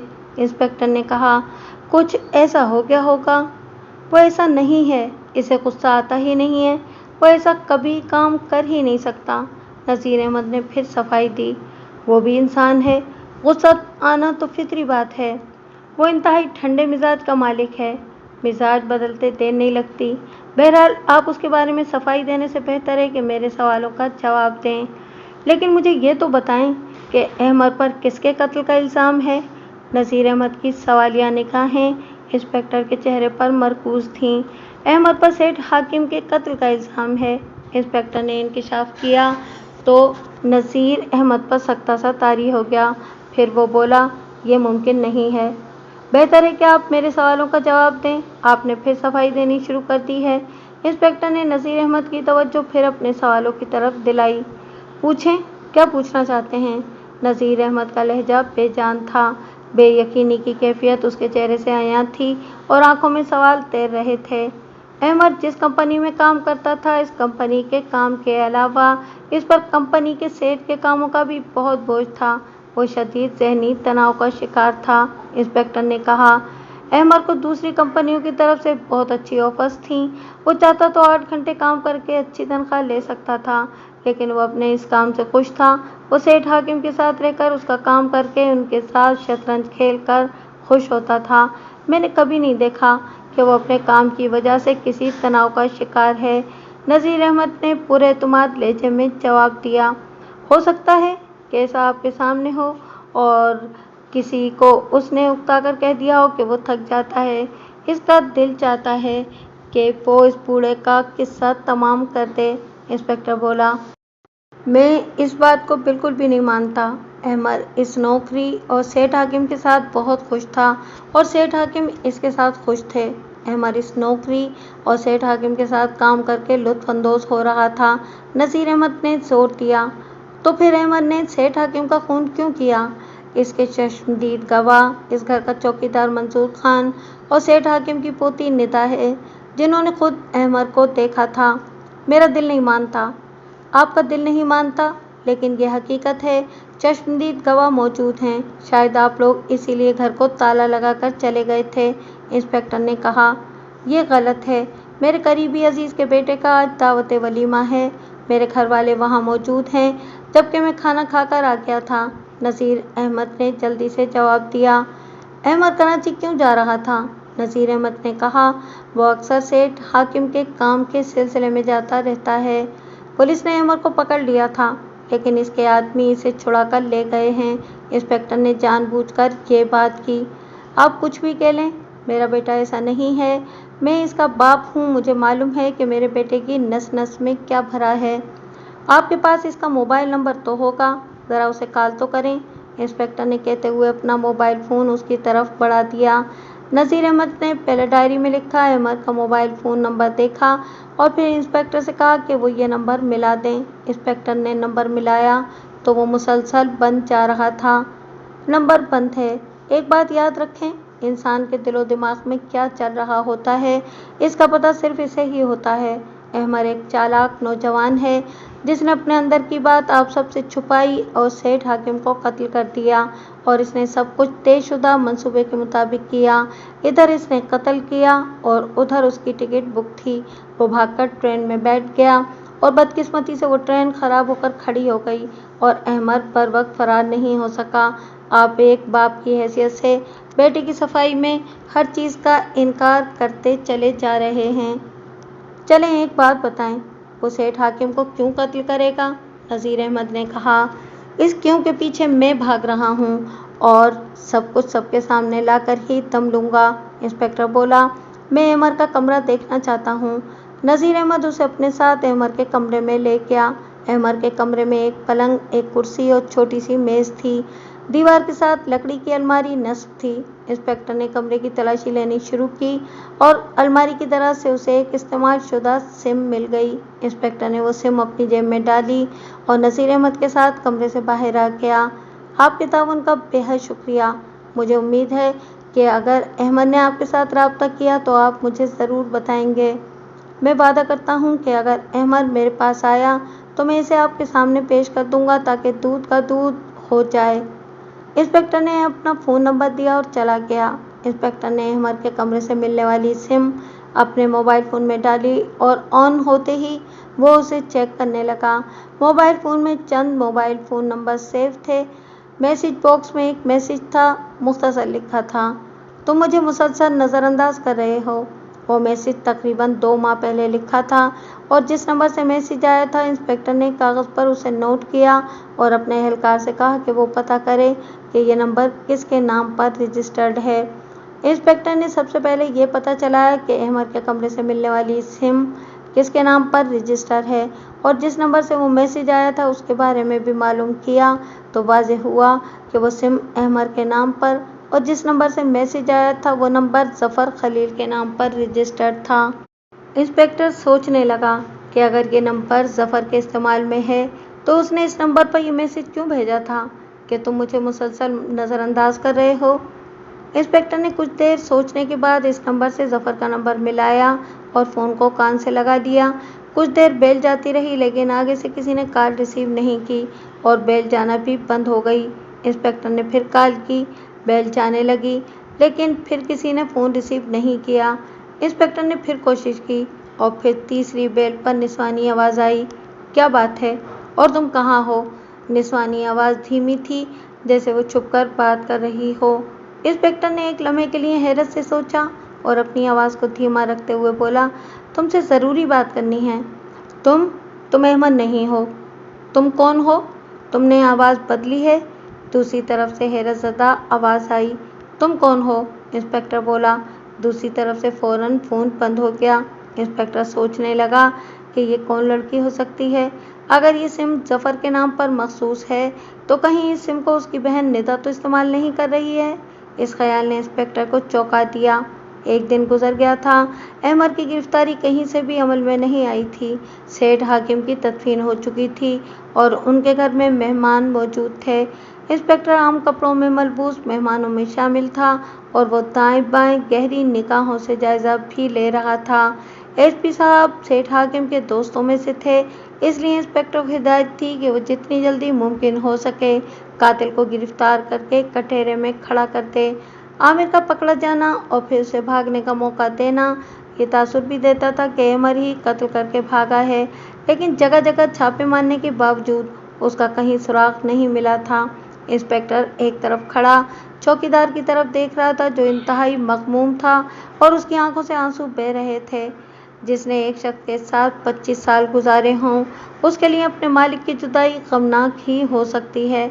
चौकीदार के पास उसे हौसला देने के लिए 2 अफराद भी खड़े थे। अचानक ज़फ़र चलता हुआ इंस्पेक्टर के पास आ गया। आपके इल्म में एक बात लानी थी। हाँ बताएं, क्या बात है? इंस्पेक्टर फ़ौरन उसकी तरफ मुतवज्जा हुआ। दादा अब्बू की चेकबुक गायब है।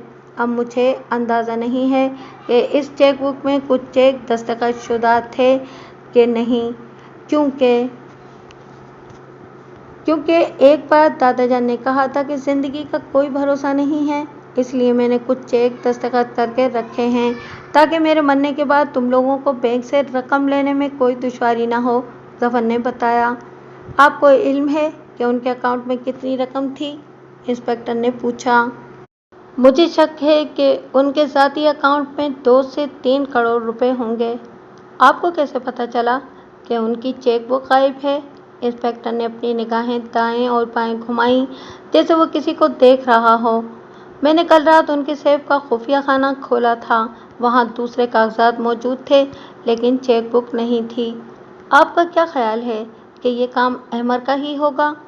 बिल्कुल, अब मुझे यकीन हो गया है कि ये काम अहमद का ही है क्योंकि वही दादा अब्बू के कमरे की हर चीज़ से वाकिफ था। इसी ने पैसों के लिए दादा अब्बू को मारा होगा।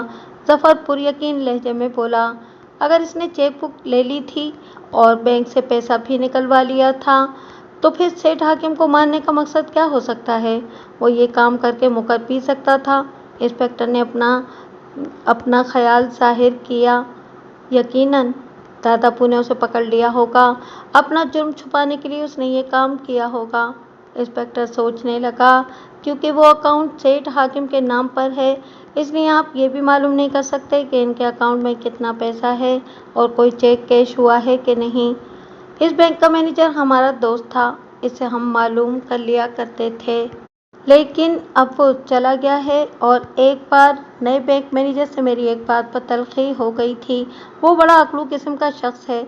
मुझसे तो खार खाता है क्योंकि मैंने इससे तलखी के बाद अपना अकाउंट बंद कर दिया था और सिर्फ दादा जान का अकाउंट रह गया था। अब अगर मैंने इससे राब्ता किया तो वो कानून का सबक पढ़ाना शुरू कर देगा। जफर बोला। आप अपने वकील से इस बारे में बात करें और बराह मेहरबानी मुझे अपने अपने मोबाइल नंबर दे दें, यानी कि आपका, आपकी वालदा साहिबा का और बहन निदा का। इंस्पेक्टर ने अपनी जेब से छोटी डायरी और पेंसिल निकाल ली। जफर मोबाइल फ़ोन लिखवाने लगा। जब उसने तीनों के मोबाइल नंबर लिखवा दिए तो इंस्पेक्टर ने अपनी आंखों से चौकीदार की तरफ इशारा करते हुए कहा, आपका चौकीदार बहुत दुखी है। मुझे लगता है कि सेठ हाकिम के साथ इसे बहुत प्यार था। चौकीदार ने अपनी ज़िंदगी दादा जान के साथ गुजारी है, दुखी तो होगा ही। जफर ने कहा। अच्छा, मुझे निदा से बात करनी है, क्या मैं उससे अलहदगी में मिल सकता हूँ?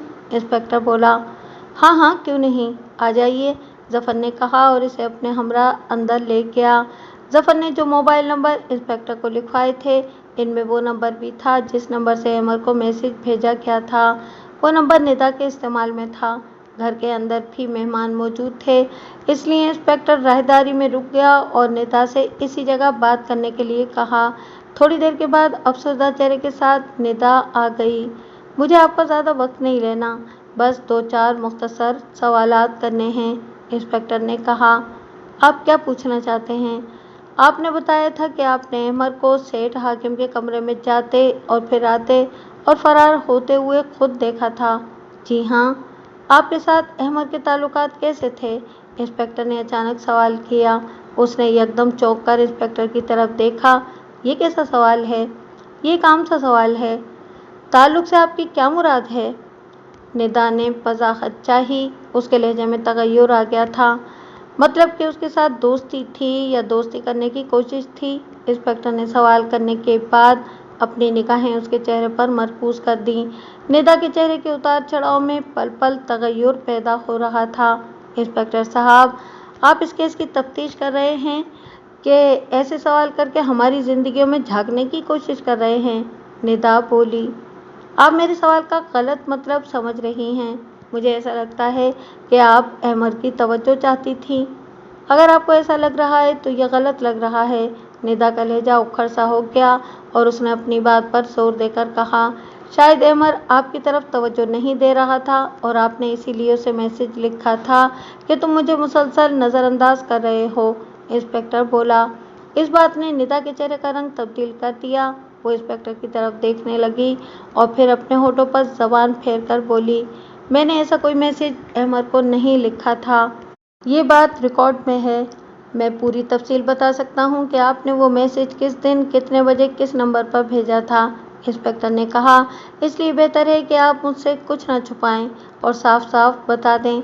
मुझे ये केस हल करने में आसानी रहेगी। मैं हर ज़ाविये से देख सकूँगा कि ये कत्ल क्यों हुआ। हमारे बीच कुछ भी नहीं था, लेकिन आप चाहती थीं कि कुछ हो।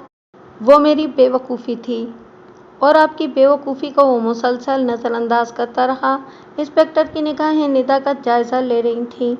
मुझे जल्दी ही एहसास हो गया और मैंने इससे अपनी तवज्जो हटा ली। निदा ने कहा, कहीं ऐसा तो नहीं है कि आपने इस चीज़ का बदला लेने के लिए उस पर कत्ल का इल्ज़ाम लगा दिया हो? इंस्पेक्टर के सवाल ने गोया निदा का मुंह खार से भर दिया। निदा आम लड़कियों से कतई मुख्तलिफ थी। उसने झट से कह दिया, कहीं ऐसा तो नहीं है कि मेरे दादा जान की लूटी हुई दौलत से अहमद ने आपकी आंखों पर पट्टी बांध दी हो और आप इस केस को किसी तरह से फाइल में बंद करना चाहते हो? अहमद को पकड़ा नहीं और आपकी कयासाराई कुछ और ही रुख इख्तियार करती जा रही है। इसकी बात सुनकर इंस्पेक्टर मुस्कुराया। आपको कैसे पता है कि उसने आपके दादा जान की दौलत भी लूटी है? भाई बता रहे थे कि उनकी चेक बुक गायब है और अहमद कत्ल करने के बाद मेरे पास आ गया और उसने एक चेक मुझे थमा कर कह दिया कि मैं अपनी आंखें बंद कर लूं। इंस्पेक्टर मुसलसल उसकी बात पर मुस्कुरा रहा था। मुमकिन है मिस निदा, मैंने अपनी ज़िंदगी में कोई केस फाइल में बंद करके इस पर घर जमने के लिए नहीं छोड़ा। अच्छा होता कि अहमद मुझे मिल जाता तो आज केस हल हो चुका होता, लेकिन मैं इस केस को हल करके ही छोड़ूंगा। मुझे उम्मीद है कि आज शाम तक अहमद को पुलिस ढूंढ निकालेगी। अब मुझे जाने की इजाज़त है। निदा पर इसकी बात का कोई असर नहीं हुआ था। उसने रूखे लहजे में जाने की इजाज़त चाही। आप जा सकती हैं, इंस्पेक्टर ने कहा तो निदा गुस्से से चली गई। इंस्पेक्टर कुछ देर घर के बाहर टहलता रहा, लेकिन कोई नहीं जानता था कि उसकी नज़र किस तरफ है और वो सोच क्या रहा है। इंस्पेक्टर का यही कमाल था कि वो जो करता था इसका किसी को पता नहीं चलने देता था और जहाँ इसकी नज़र होती थी कोई इसकी नज़र का ताक़ुब नहीं कर सकता था। फिर वो अपनी जीप में बैठा और घर चला गया। सारा दिन इंस्पेक्टर अपने काम में मसरूफ़ रहा। शाम के साए गहरे होने लगे तो इंस्पेक्टर ने अपना काम ख़त्म किया और घर जाने की राह ली। वो घर पहुंचा तो उसका जहन इस केस में उलझा हुआ था। उसकी बीवी चंद दिनों के लिए मैके गई हुई थी जो इसी शहर में था। घर की खामोशी और इस केस की उलझन ने इंस्पेक्टर को मुस्तरब कर दिया और वो कुछ देर बाद बाहर निकलने का सोचने लगा। इंस्पेक्टर घर से बाहर निकलकर पैदल ही एक तरफ चल दिया। अब वो खरामा चलते हुए गली से बाहर निकलकर सड़क पर आ गया और फुटपाथ पर चलने लगा। इस सड़क पर ट्रैफिक का ज़्यादा रश नहीं होता था। अचानक पीछे से एक तेज़ रफ्तार मोटरसाइकिल आती हुई नजर आई। मोटरसाइकिल सवार का चेहरा नकाब में था। मोटरसाइकिल की रफ्तार गैर मामूली थी। जैसे ही वो इंस्पेक्टर के पास आई, मोटरसाइकिल सवार ने अपनी बगल में दबाए मोटे डंडे को सीधा किया और पूरी कुव्वत से इंस्पेक्टर की कमर पर रसीद कर दिया और इसके साथ वो इसी रफ्तार से आगे निकल गया। इंस्पेक्टर के लिए ये गैर मुतवक्के था और वो इसी जगह दोहरा हो गया, लेकिन दूसरे ही लम्हे उसने अपने आप को संभाल कर सीधा किया और तेज़ी से आगे जाती हुई मोटरसाइकिल की तरफ देखा। मोटरसाइकिल ज़्यादा दूर नहीं गई थी कि अचानक वो फिसली और सड़क पर गिर गई। मोटरसाइकिल और उसका सवार सड़क पर दूर तक फिसलते चले गए। इंस्पेक्टर के लिए ये मौका गनीमत था। वो जल्दी से मोटरसाइकिल की तरफ दौड़ने लगा। मोटरसाइकिल सवार ने देख लिया था कि इंस्पेक्टर भागता हुआ उसकी तरफ आ रहा है। वो अपनी जगह से उठा। हालांकि उसकी टांगों पर अच्छी खासी खराशें आई थीं, लेकिन उसने भागना शुरू कर दिया। इंस्पेक्टर बर्क रफ्तारी से भाग रहा था, लेकिन उसकी रफ्तार भी कम नहीं थी। उसने भागते हुए आती हुई कार के ऊपर से जस्त लगाई और कार की दूसरी जानिब चला गया। वो बहुत फुर्तीला था। वो भागता हुआ बहुत आगे निकल गया। इंस्पेक्टर कोशिश के बावजूद उस तक नहीं पहुंच सका। वो रुक गया और मुतलाशी निगाहों से देखने लगा, लेकिन वो कहीं दिखाई नहीं दे रहा था। इंस्पेक्टर वापस अपनी जगह आया जहां उसकी मोटरसाइकिल गिरी हुई थी। अचानक उसके मोबाइल फ़ोन पर मैसेज टोन बुलंद हुई। उसने मोबाइल फ़ोन की स्क्रीन देखी तो पैगाम लिखा था, इस केस से दूर रहो और जो हो गया उसकी फाइल बंद कर दो, वरना नतीजा बुरा होगा। अगली बार डंडा कमर पर नहीं कहीं और लगेगा। इंस्पेक्टर ने इस मैसेज को 2 बार पढ़ा और फिर थाने फ़ोन करके कुछ देर के बाद वहां से पुलिस वैन बुलाई। मोटरसाइकिल लेकर वो थाने आए तो इंस्पेक्टर ने पहला हुक्म ये दिया कि मोटरसाइकिल और जिस नंबर से इसे मैसेज मौसूल हुआ था इसके बारे में मालूम किया जाए कि ये दोनों चीज़ें किसके नाम पर रजिस्टर्ड हैं। इंस्पेक्टर इस बारे में सोचता रहा कि वो कौन था जिसने इसे खौफजदा करने की कोशिश की। इसका मतलब ये तो नहीं है कि सेठ हाकिम का कत्ल किसी ताकतवर गिरोह का काम हो। कुछ ही देर में रिपोर्ट आ गई और इंस्पेक्टर के लिए ये जानकर बड़ी ही हैरत हुई कि वो मोटरसाइकिल इस वाक़ये से कुछ देर कबल ही किसी से छीनी गई थी और मोटरसाइकिल के मालिक ने थाने में रिपोर्ट दर्ज भी कराई थी, जबकि मोबाइल फ़ोन भी इसी दौरान में ही छीना गया था और इस मोबाइल फ़ोन के छिन जाने की भी थाने में रिपोर्ट दर्ज थी और रिपोर्ट में सिम का नंबर भी लिखा हुआ था। इसका मतलब है कि वो जो कोई भी है उसने अपने आप को पूरी तरह से महफूज रखकर ये काम किया है। आपने मुझसे कुछ कहा सर? पास खड़े सिपाही ने जल्दी से कहा। तुमने कुछ सुना? इंस्पेक्टर ने पूछा। मैं ठीक से सुन नहीं सका सर। आपने मुझे क्या कहा था सर? उसने इंस्पेक्टर औरंगजेब की तरफ देखा। एक बात बताओ, अगर तुम अपनी आंखों से ये देखो कि तुम्हारे सामने एक शख्स ने कत्ल किया है और इस कत्ल का गवाह एक और शख्स भी हो, दोनों के बयान एक जैसे हों और कातिल इतना शातिर हो कि अब वो अपना काम करके ठीक वक्त पर ट्रेन में भी सवार हो जाए, तुम्हारे ख्याल में वो शख्स कितना फुर्तीला होगा? इंस्पेक्टर ने सवालिया निगाहों से उसकी तरफ देखा। सिपाही ने पहले तो गौर से इंस्पेक्टर को देखा और फिर बोला, सर वो फुर्तीला ही नहीं, बहुत बड़ा मंसूबा साज भी है। हाँ, ये तो तुमने ठीक कहा कि वो बहुत बड़ा मंसूबा साज भी है। उसने एक एक मिनट का हिसाब लगा रखा था, कब वो घर के अंदर आएगा, कितनी देर में कत्ल करेगा और फरार होने में कितना वक्त लेते हुए ट्रेन में सवार होकर वहाँ से चला जाएगा। इंस्पेक्टर कह रहा था और आज मुझे खबरदार किया जा रहा है कि मैं इस केस से पीछे हट जाऊं और वो भी इस तरह के हम इस तक पहुंच ना सकें। वाकई वो बहुत चालाक है। जी सर, बिल्कुल। सिपाही को कुछ बात समझ में नहीं आई थी और बाकी बातों के लिए उसने इस बात में सर हिलाकर अपने मातहत होने का सबूत दे दिया था। अब मुझे क्या करना चाहिए? इंस्पेक्टर ने सिपाही की तरफ देखा।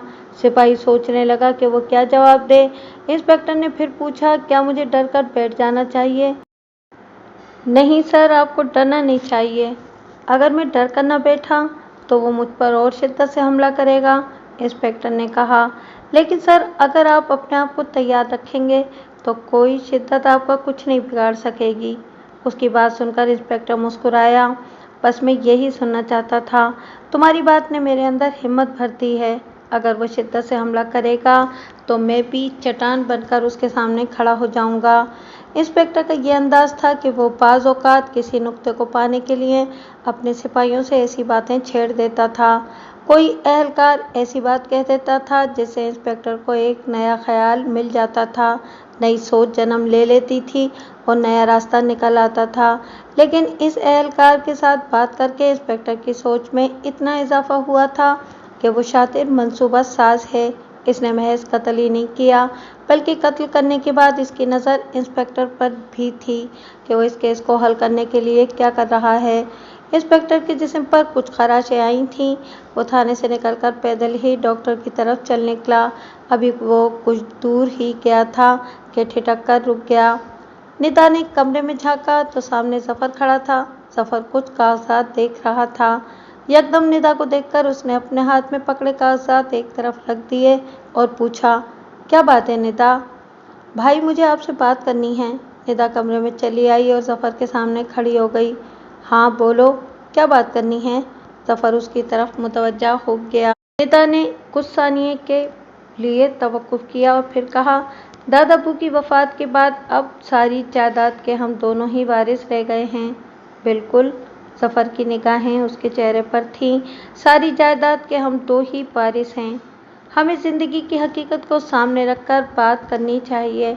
ये घर, कारोबार, बैंक बैलेंस सब आपके इख्तियार में रहेगा, क्योंकि बिजनेस मैं नहीं कर सकती और ये घर छोड़कर मुझे एक न एक दिन जाना ही है। निदा के लहजे में कोई झिझक नहीं थी। शायद तुम्हारा इशारा अपनी शादी की तरफ है। यह भी हकीकत है कि तुम इस घर से रुखसत होकर अपने घर चली जाओगी। जफर इसकी बात को समझते हुए बोला, इससे साफ जाहिर है कि ये घर मेरा नहीं है, आपका है, आपकी होने वाली बीवी और बच्चों का है। तुम जो कुछ कहना चाहती हो खुल कर कह दो। ظفر उसके सामने सोफे पर बैठ गया, जबकि निदा उसी जगह खड़ी रही। मुझे जो भी मिलेगा वो कैश की सूरत में मिलेगा या फिर वो जायदाद मिलेगी जो इस घर के अलावा है। मैं चाहती हूँ कि आप मुझे मेरा हिस्सा दे दें, निदा ने दो टोक कह दिया। इसके लिए अभी कुछ कानूनी मसाइल हैं, वो दूर होंगे तो हम जायदाद की तकसीम कर सकेंगे, ज़फ़र ने कहा। जो भी कानूनी मसाइल हैं वो आप हल करें और जो मेरा हिस्सा बनता है वो मुझे दे दें। तुम्हें इतनी जल्दी क्यों है निदा? क्योंकि मैं शादी करना चाहती हूँ। क्या तुम शादी करना चाहती हो? ज़फ़र चौंका। इसमें इतनी हैरान होने वाली कौन सी बात है? एक न एक दिन तो मुझे शादी करनी ही है, फिर अभी क्यों नहीं? निदा बोली। तुम पागल हो गई हो निदा, अभी तुम पढ़ रही हो, तुम्हें अपनी तालीम मुकम्मल करनी है। तुम्हारी शादी करना हमारा फ़र्ज़ है और हमारी जिम्मेदारी है, ज़फ़र ने उसे समझाने की कोशिश की। पढ़ लिखने के बाद भी तो लड़की को शादी ही करनी होती है। वैसे भी मुझे पढ़ाई से कोई दिलचस्पी नहीं रही, मैं शादी करके दुनिया घूमना चाहती हूँ। मेरे हिस्से में जो करोड़ों की जायदाद और बैंक बैलेंस आएगा वो मुझे दे दें, मेरा और कोई मुतालबा नहीं है, निदा ने कहा। मैं तुम्हारा बड़ा भाई हूँ, तुम्हारी माँ अभी जिंदा है, तुम्हारी शादी का फैसला हम करेंगे। जैसे मुझे शादी करनी है वो फैसला मैं कर चुकी हूँ, आपको तरद्दुद करने की ज़रूरत नहीं है, निदा का लहजा सपाट था। कौन है वो? ज़फ़र ने पूछा। वक्त आएगा तो बता दूंगी, बल्कि आपसे मिलवा भी दूंगी, पहले आप मुझे मेरा हिस्सा दें। तुम बचपन से ही जज्बाती हो, तुम्हारी आदत है कि तुम जिस बात पर जम जाती हो फिर तुम कुछ नहीं देखती। मेरा मशवरा है कि तुम अपना बचपना छोड़ दो, ज़फ़र उसकी बात से ज़िद होकर बोला। मुझे आपके मशवरे की ज़रूरत नहीं है, मैं बालिग हूँ और अपने फ़ैसले खुद करने का इख्तियार रखती हूँ। वकील साहब को बुलाएं और मुझे मेरा हिस्सा दे दें। निदा को बिल्कुल भी अपने भाई का लिहाज नहीं था, उसकी एक ही रट थी। ये बात तुमने अम्मी से की है? हाँ की है। फिर उन्होंने क्या कहा? निदा ने ज़फ़र की तरफ देखा और फिर बेपरवाही से बोली, मैंने इनको अपनी बात बता दी है, अब वो मेरी बात अपने दिल को लगा कर सकते में बैठी रहें या खामोश हो जाएं, मुझे कोई फ़र्क नहीं पड़ता। निदा ये कहकर कमरे से चली गई और ज़फ़र उसके रवैये पर दम बखुद खड़ा रह गया। जैसे ही निदा कमरे से बाहर निकली, कुछ कदम चलने के बाद रुक गई। उसने अपना मोबाइल फ़ोन कान से लगाया और कुछ देर के बाद बोली, मैंने भाई से बात कर ली है, मुझे यकीन है कि मैं इसी हफ्ते अपनी जायदाद का हिस्सा ले लूँगी, इसके बाद हम शादी कर लेंगे। निदा मुस्कुराई और दूसरी तरफ से कुछ सुनती रही और फिर उसने फ़ोन बंद कर दिया। ये बात अक़ब में खड़े ज़फ़र ने सुन ली थी। निदा जाने लगी तो ज़फ़र ने कहा, इसका मतलब है कि तुमको जायदाद में से अपना हिस्सा मांगने पर वो उकसा रहा है। निदा ने पलटकर ज़फ़र की तरफ देखा और सर्द लहजे में बोली, वो उकसा नहीं रहा, ये मेरा फ़ैसला है, निदा कहकर चली गई। ज़फ़र अभी इसी जगह खड़ा सोच रहा था कि अचानक उसे निदा के चिल्लाने की आवाज़ सुनाई दी। वो आवाज़ की सिमत भागा तो निदा बाहर चौकीदार मंजूर खान को अपने सामने खड़ा किए गुस्से से कह रही थी, कितनी बार कहा है कि आप कुत्तों को बांध कर रखा करें। मुझे कुत्तों से हमेशा से नफरत रही है, लेकिन मैं दादा जान की वजह से चुप रहती थी। इसे बांध कर रखा करें। जी अब मैं बांध कर ही रखूँगा, मंजूर खान ने कहा और कुत्तों की तरफ भागा। निदा पैर पटक कर अंदर चली गई, जबकि ज़फ़र के लिए निदा का रवैया हैरान कुन था। कार का हॉर्न सुनकर मंजूर खान ने गेट की छोटी खिड़की से बाहर झांका तो कार की ड्राइविंग सीट पर इंस्पेक्टर बैठा दिखाई दिया। इसके साथ एक आदमी भी था। दोनों ने पुलिस की वर्दी नहीं पहनी थी। मंजूर खान को देखकर ज़फ़र की तरफ से हिदायत थी कि वो इंस्पेक्टर के लिए किसी भी वक्त गेट खोल सकता है, तो मंजूर खान ने गेट खोल दिया। इंस्पेक्टर कार अंदर ले गया। इंस्पेक्टर ने पहले ही ज़फ़र को इतला कर दी थी कि वो इसके घर आ रहा है। जैसे ही इंस्पेक्टर और वो आदमी कार से बाहर निकले, अंदर से मुलाजिम आया और दोनों को ड्राइंग रूम में ले गया।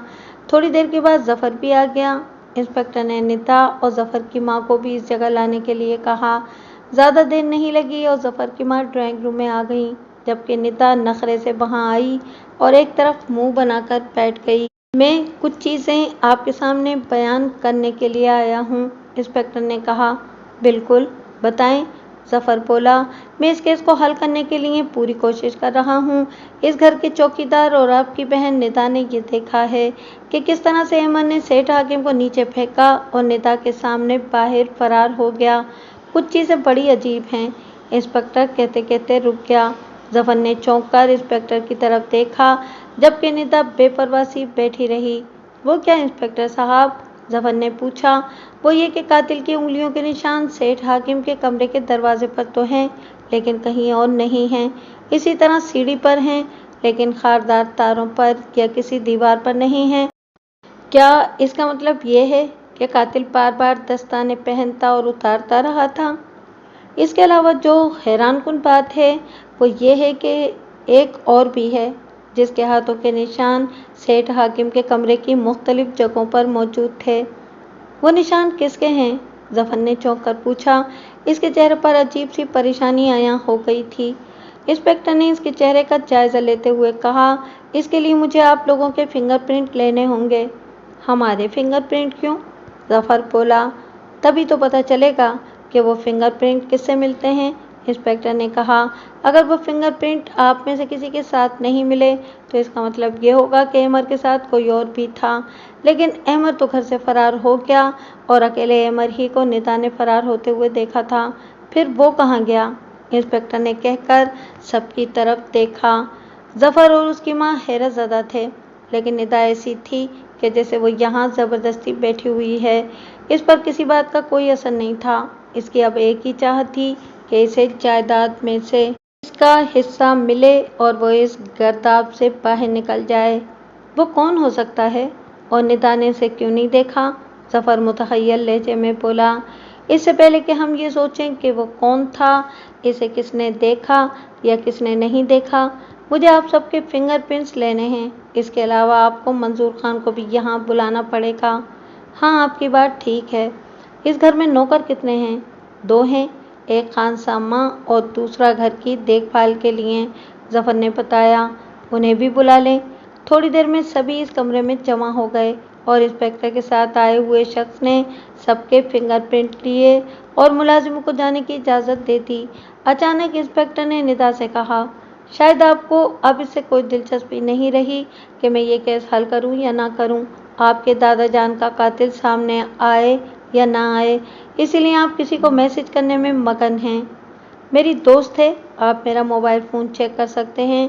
जो मैसेज मैंने किया है वो भी महफूज है। निदा ने अपना मोबाइल फ़ोन इंस्पेक्टर की तरफ बढ़ा दिया।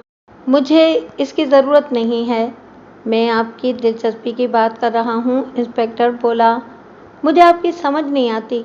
कातिल सामने है, मैंने उसे खुद देखा है। दूसरी गवाही चौकीदार की है। आप इसे गिरफ्तार करने के बजाय दूसरे मामलात की तरफ चल रहे हैं। शायद आपको इस घर की चाय पसंद आ गई है। चाय तो मैंने एक दिन भी नहीं पी, इंस्पेक्टर कहकर मुस्कुराया। निदा, तुमको बात करने से पहले सोचना चाहिए। ज़फ़र ने उसे सरज़िश की। कोई बात नहीं, निदा को बोलने का पूरा हक है। ये मेरा इतराफ़ है कि हम अभी तक अहमद को गिरफ्तार नहीं कर सके, लेकिन ऐसा भी नहीं है कि हमने इसकी गिरफ्तारी के लिए हिम्मत हार दी हो या कोताही से काम लेना शुरू कर दिया हो। वो काम अपनी जगह जारी है, लेकिन इस वक्त हमें उसे तलाश करना है जिसके हाथों के निशान हमें मिले हैं। मैंने आप सबके फिंगरप्रिंट ले लिए हैं, आज ही इसका रिजल्ट लेकर आऊँगा, इंस्पेक्टर ने कहा और अपने साथी के साथ बाहर निकल गया। ज़फ़र का चेहरा मुस्तरिब था और वो जल्दी से अपने कमरे में चला गया। इंस्पेक्टर ने सबके फिंगरप्रिंट की रिपोर्ट ली और एक बार फिर सेठ हाकिम के घर का रुख किया। सबको एक जगह फिर जमा कर लिया और इंस्पेक्टर हाकिम ने मंजूर खान से सवाल किया, जब अहमद कार लेकर आया था तो तुमने गौर से देखा था कि वो अकेला ही आया था? जी, वो अकेले ही थे, मंजूर खान ने बिला तामुल जवाब दिया। इस दिन कोई और इस घर में आया हो और वो सेठ हाकिम के कमरे में गया हो? और तो कोई नहीं आया था, कोई नहीं आया था, मंजूर खान ने सोचकर फिर नफ़ी में गर्दन हिला दी। तुम पूरे यकीन से कह रहे हो? जी हाँ, आप सबके हाथों के निशान इस निशान से नहीं मिलते, इसका मतलब है कि कोई और भी था। इंस्पेक्टर ने इंकिशाफ किया। वो कौन हो सकता है? ظفر نے پوچھا۔ ابھی اس کے بارے میں کچھ کہنا مشکل ہے، لیکن آج میں ایک بات واضح کر دوں۔ چوکیدار منظور خان اور ندا کے کہنے کے مطابق سیٹھ حاکم کو قتل کیا اور پھر گھر کے عقب کی طرف سے سیڑھی پر چڑھ کر ملزم دوسری طرف کود کر فرار ہو گیا۔ یہاں یہ سوال پیدا ہوتا ہے کہ احمد نے سیٹھ حاکم کو مارنے کے لیے انہیں کھڑکی سے باہر کیوں پھینکا؟ وہ ان کا گلا دبا کر انہیں موت کی نیند سلا کر بڑی آسانی سے نیچے آتا اور چوکیدار کے پاس سے ہو کر چلا جاتا۔ کسی کو کانوں کان خبر بھی نہ ہوتی کہ احمد اپنا کام مکمل کر چکا ہے۔ انسپکٹر نے کہا تو سب نے سوالیہ نگاہوں سے ایک دوسرے کی طرف دیکھا۔ کچھ توقف کے بعد انسپکٹر نے کہا، مزید حیران کن بات یہ ہے کہ جب ہم یہاں پہنچے اور میرے آدمیوں نے باہر کی طرف کا جائزہ لیا تو یہ انکشاف ہوا کہ گھر کے اندر سے کوئی بھی باہر کی طرف نہیں کودا۔ انسپکٹر کے اس انکشاف نے سب کے چہروں پر سنسنی دوڑا دی۔ انسپکٹر نے اپنی بات جاری رکھی، گھر کے عقب میں ایک سڑک ہے، سڑک کی دونوں جانب کچی زمین ہے۔ اگر احمد 10 فٹ کی دیوار سے سڑک کے اوپر چھلانگ لگاتا تو احمد کو نقصان پہنچ سکتا تھا۔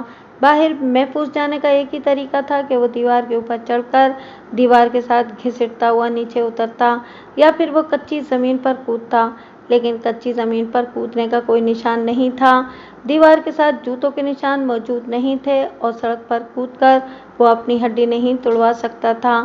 ہمیں کوئی ایسا نشان نہیں ملا۔ ہو سکتا ہے کہ باہر اس کے ساتھی ہوں اور انہوں نے بھی وہاں سیڑھی لگائی ہوئی ہو۔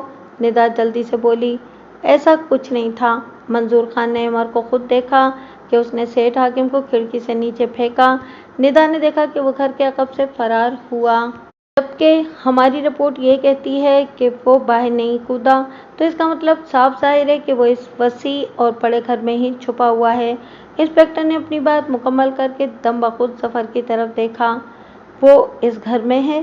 تو پھر آپ کا وہ کہنا کہ آپ نے عمر کو ٹرین کے ڈبے سے پکڑ لیا تھا اور وہاں ہنگامہ ہو جانے کی وجہ سے وہ بھاگ جانے میں کامیاب ہو گیا، تو وہ آپ کا دعویٰ جھوٹا تھا؟ ندا تمسخر سے بولی، ممکن ہے کہ عمر کی جگہ اس کی بکنگ پر کوئی اور سفر کر رہا ہو۔ انسپکٹر بولا، یہ تو بہت الجھا ہوا معاملہ ہے۔ ظفر نے سوچتے ہوئے اپنی ٹھوڑی کھجائی۔ اس سے بھی زیادہ الجھا معاملہ یہ ہے کہ وہ کون ہے جس کی انگلیوں کے نشان ہیں؟ اس قتل کے پیچھے کس کا ہاتھ ہے؟ کیا اس کے پیچھے ظفر صاحب آپ کا ہاتھ ہے؟ ظفر کی جان ہی نکل گئی۔ میرا ہاتھ؟ دیکھیں، آپ کو بھی اپنے دادا جان سے بہت اختلاف تھا۔ جب حساب لیتے ہوئے وہ بال کی کھال اتارتے تھے تو آپ اکتا جاتے تھے۔ آپ اپنی مرضی کا فیصلہ نہیں کر سکتے تھے، آپ کو پوری طرح سے اختیار نہیں دیا گیا تھا۔ سارے بزنس کا مالک ہونے کے باوجود آپ کی حیثیت ملازم جیسی تھی، انسپکٹر نے کہا۔ لیکن ظفر نے کہنا چاہا تو انسپکٹر نے اسے بولنے سے روک دیا اور بولا، یہ بھی تو ہو سکتا ہے کہ اس کے پیچھے ندا کا ہاتھ ہو۔ میرا ہاتھ کیسے ہو سکتا ہے؟ ندا نے آنکھیں نکال کر انسپکٹر کی طرف دیکھا، کیونکہ آپ نے اپنے دادا جان سے اپنے حصے کا مطالبہ جو کر دیا تھا اور آپ کے دادا جان کو آپ کی وہ بات اتنی بری لگی تھی کہ انہوں نے آپ سے بات چیت بند کر دی تھی۔ انسپکٹر کی بات پر ظفر اور اس کی ماں نے بیک وقت ندا کی طرف دیکھا اور ندا نے اپنی آنکھیں چرا لیں۔ ایسا لگتا تھا جیسے یہ بات ظفر اور اس کی ماں کو پہلی بار معلوم ہوئی ہو۔ لیکن میری صلح ہو گئی تھی، ندا نے دھیمے لہجے میں کہا۔ میرا نہیں خیال کہ آپ کی صلح ہوئی تھی، انسپکٹر نے کہا۔ وہ آپ سے سخت ناراض تھے۔ یہ محض آپ کا خیال ہے، ندا نے اس کی بات کو رد کر دیا۔ خیر، مجھے یہ بھی شک ہے کہ سیٹھ حاکم کو مسز خلیل نے قتل کروایا ہو۔ انسپکٹر نے جیسے یہ الفاظ کہے، ظفر اور ندا کی ماں مسز خلیل نے چونک کر اس کی طرف دیکھا، جبکہ ندا اور ظفر کی بھی حیرت دو چند ہو گئی۔ میں یہ کام کروا سکتی ہوں؟ مسز خلیل کی سانس تیز ہو گئی۔ دیکھیے مسز خلیل، جب آپ بیوہ ہوئیں تو سیٹھ حاکم نے آپ پر گھر سے باہر جانے کی پابندی عائد کر دی اور آپ کو اس گھر کی دیواروں میں دفن کر دیا، کیونکہ انہیں اندیشہ تھا کہ آپ دوسری شادی کر لیں گی اور وہ ایسا نہیں ہونا دینا چاہتے تھے۔ آپ کو یہ باتیں بتائی کس نے ہیں؟ مسز خلیل حیرت زدہ تھیں، ان کی نگاہیں انسپکٹر کے چہرے پر مرکوز تھیں۔ دیکھیں، میں اس کیس کی تفتیش کر رہا ہوں، آپ کو اندازہ تو نہیں ہو سکتا کہ میں کیسے کام کر رہا ہوں۔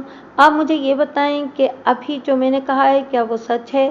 مسز خلیل نے اپنا نچلا ہونٹ دانتوں میں لے کر دبایا اور پھر بولی، ان کے دادا کو عجیب وہم ہو گیا تھا इनके दिल में ये बात बैठ गई थी कि मैं दूसरी शादी कर लूँगी। उन्होंने मेरा इस घर से निकलना बंद कर दिया था।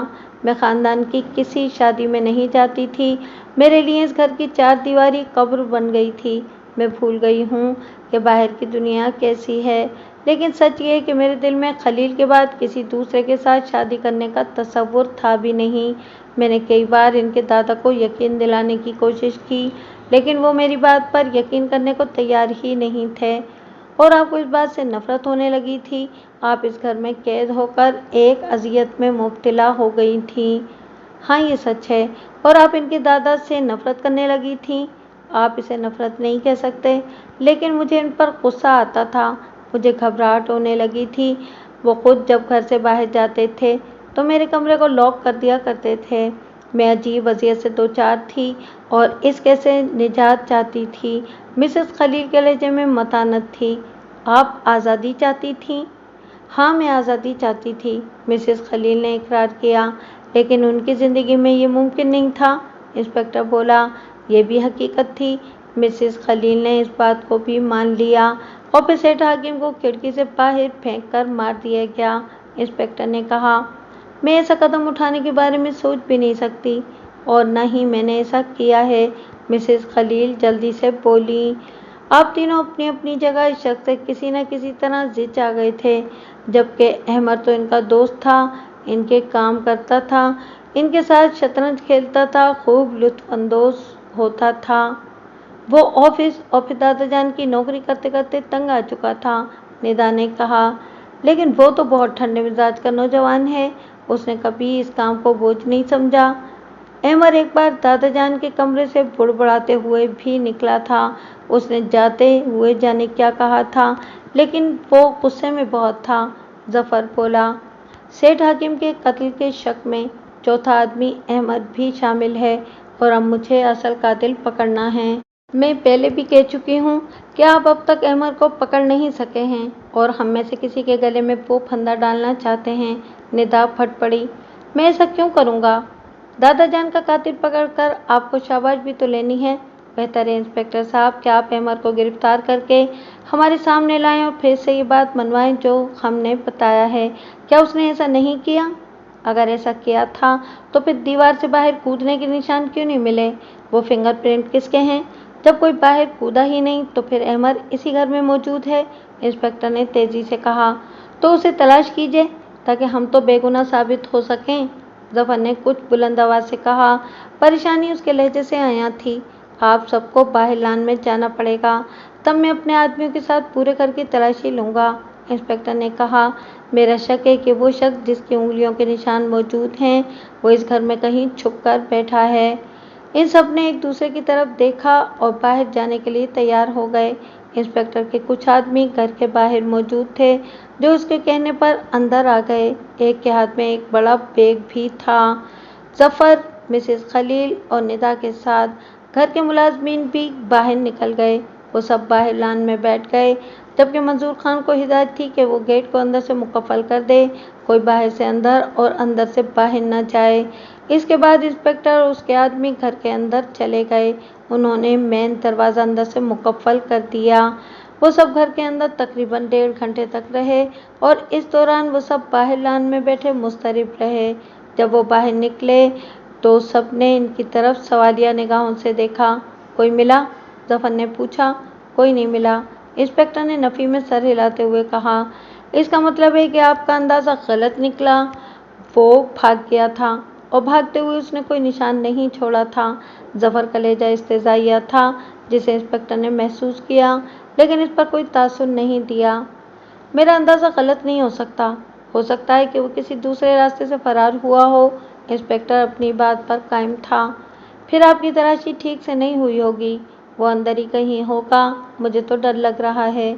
अब मैं यहाँ नहीं रहूँगी, मैं अपने दोस्त की तरफ जा रही हूँ और तब तक उसी के पास रहूँगी जब तक अहमद या कोई दूसरा गिरफ्तार नहीं हो जाएगा। निदा तेज लहजे में बोली। निदा ठीक कह रही है, अब मुझे भी इस घर में रहते हुए डर लगेगा, जाने वो कहाँ से निकल आए। जफर ने भी निदा की बात की तायीद की। किसी को डरने की ज़रूरत नहीं है, कुछ नहीं होगा। इंस्पेक्टर ने इनको तसल्ली दी। मैं जा रही हूँ, निदा ने कहा। अगर आप लोगों को कोई खौफ है तो मेरे आदमी यहाँ घर में रहेंगे, इंस्पेक्टर ने कहा। ये लोग कब तक रहेंगे? जफर ने पूछा। जब तक कातिल पकड़ा नहीं जाएगा। इसका मतलब है कि ये लोग हमारे साथ बहुत दिन तक रहने वाले हैं। निदा तमस्कुर से मुस्कुराई। ऐसा नहीं होगा।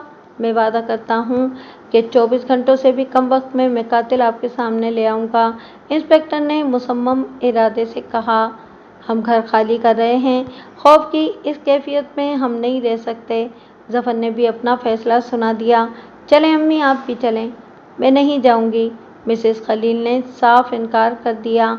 मैं अपना घर छोड़कर नहीं जाऊंगी और न तुम दोनों को जाने दूंगी। क्यों अम्मी? जफर ने हैरत से अपनी माँ की तरफ देखा।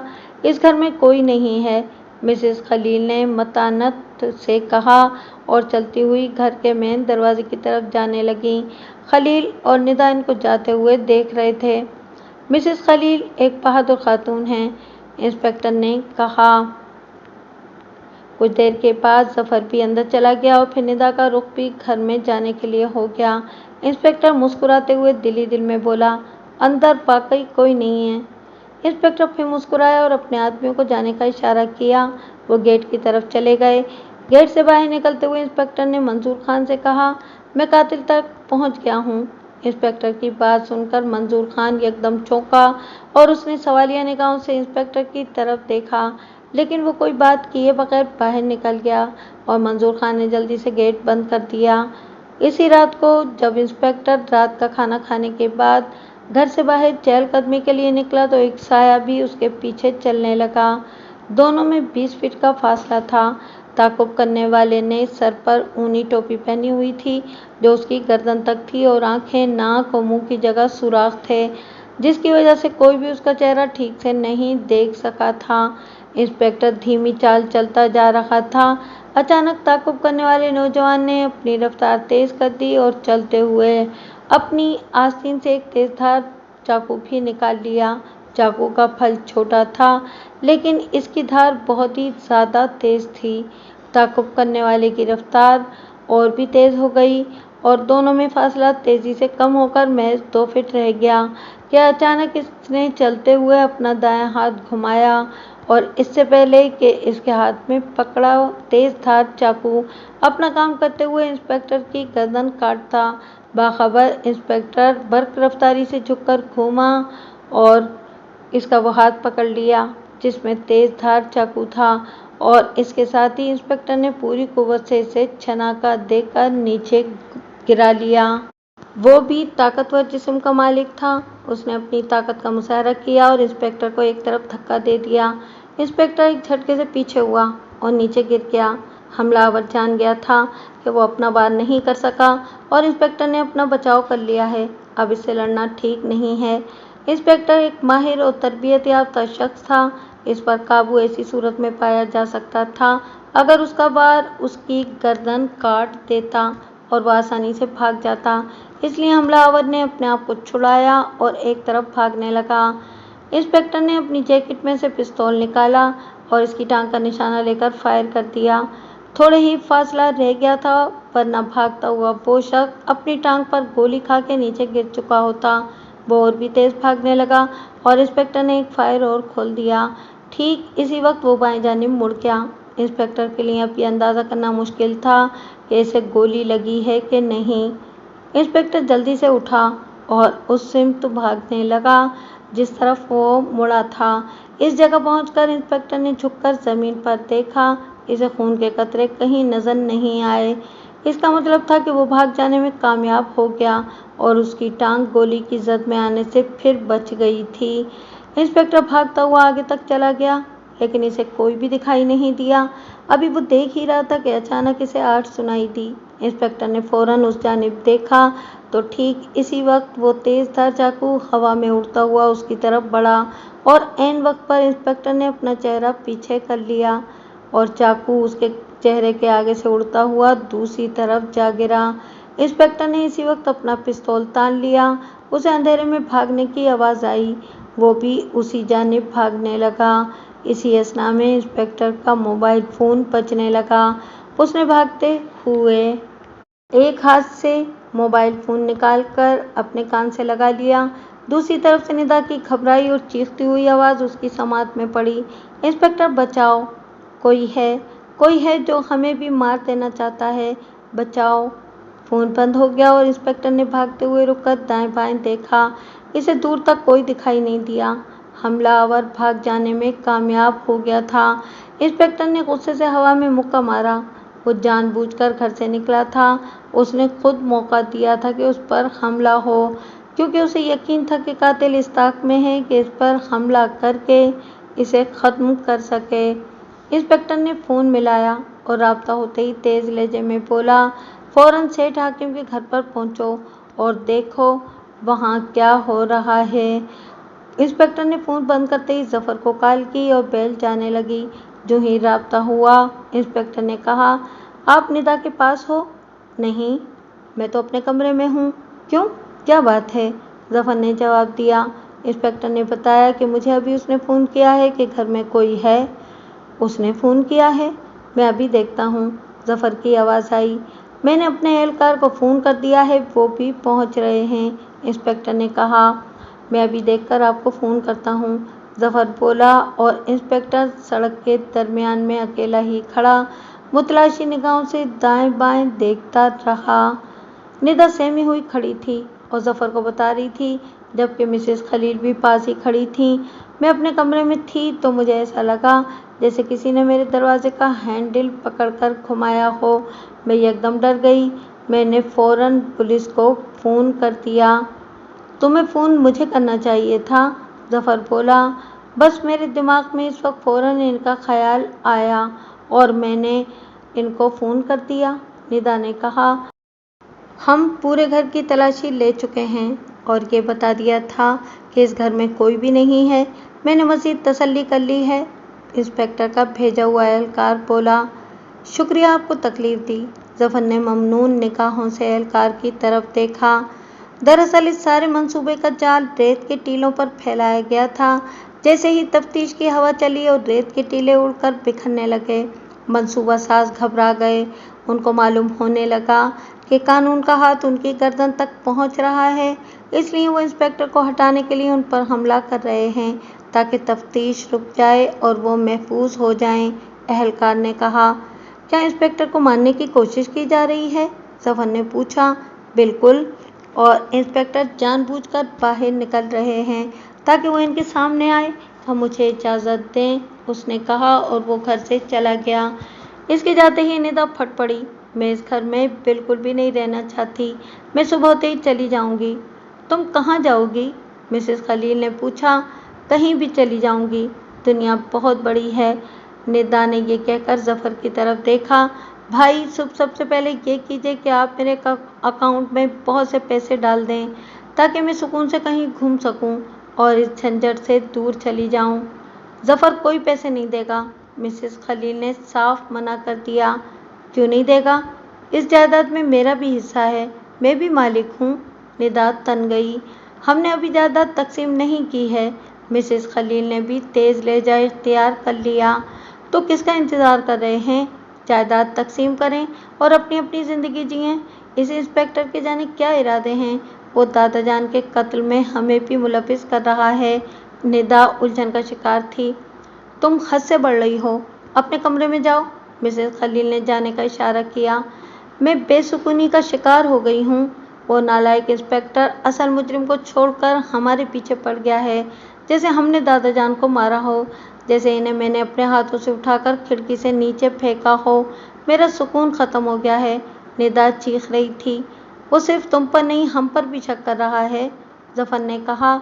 तो फिर आप कुछ करें, पुलिस को लिख कर दे दें कि जिसने कत्ल किया है हमने उसे माफ़ किया और खुदा का वास्ता है आप हमें भी छोड़ दें और हमें सुकून का सांस लेने दें, निदा बोली। तुम्हारे दादा के कातिल को नहीं छोड़ सकती मैं, वो मेरे शौहर के बाप थे। मेरी जिम्मेदारी है कि मैं पुलिस के साथ ताउन करूं और कातिल को गिरफ्तार कराऊं, मिसेस खलील ने दो टोक अंदाज में कहा। आप अपनी जिम्मेदारी निभाएं, इंस्पेक्टर को कोई नहीं मिलेगा तो वो फांसी का फंदा हम में से किसी के गले में डाल देगा। मैं इस घुटन में नहीं जी सकती।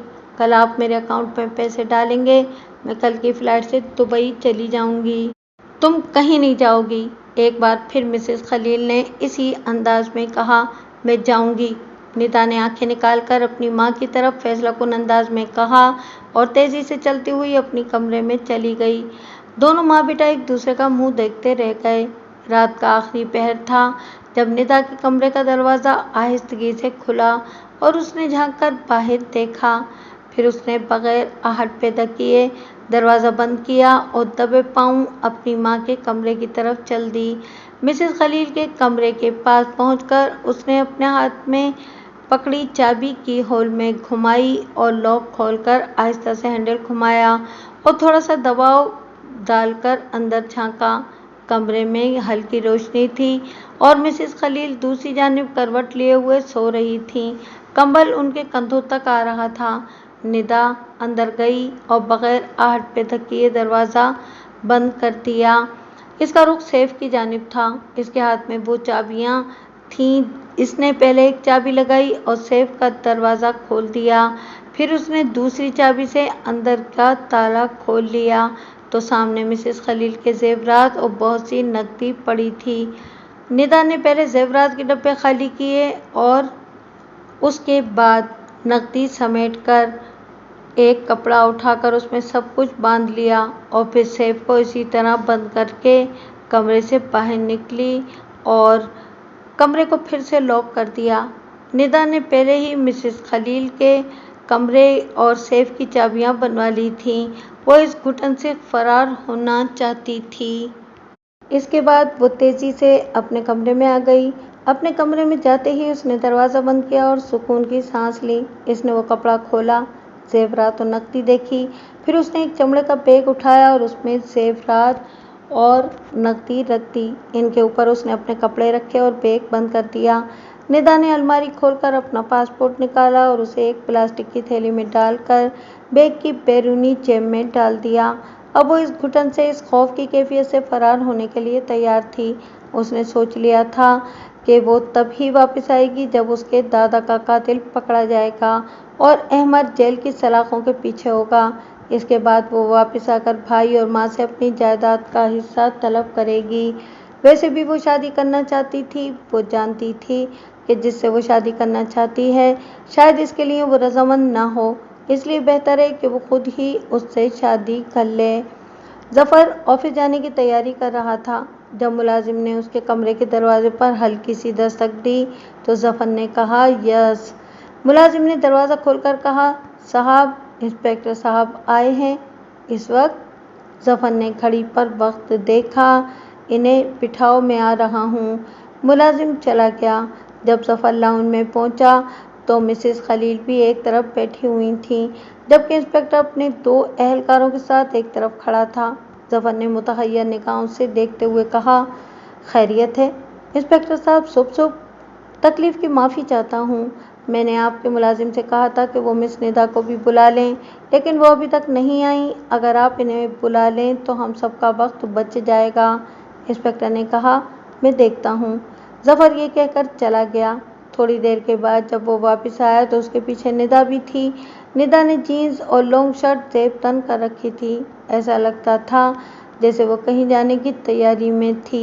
انسپکٹر نے آ کر اس کی جانب میں مداخلت کر دی۔ اگر آپ اجازت دیں تو میں بات شروع کروں؟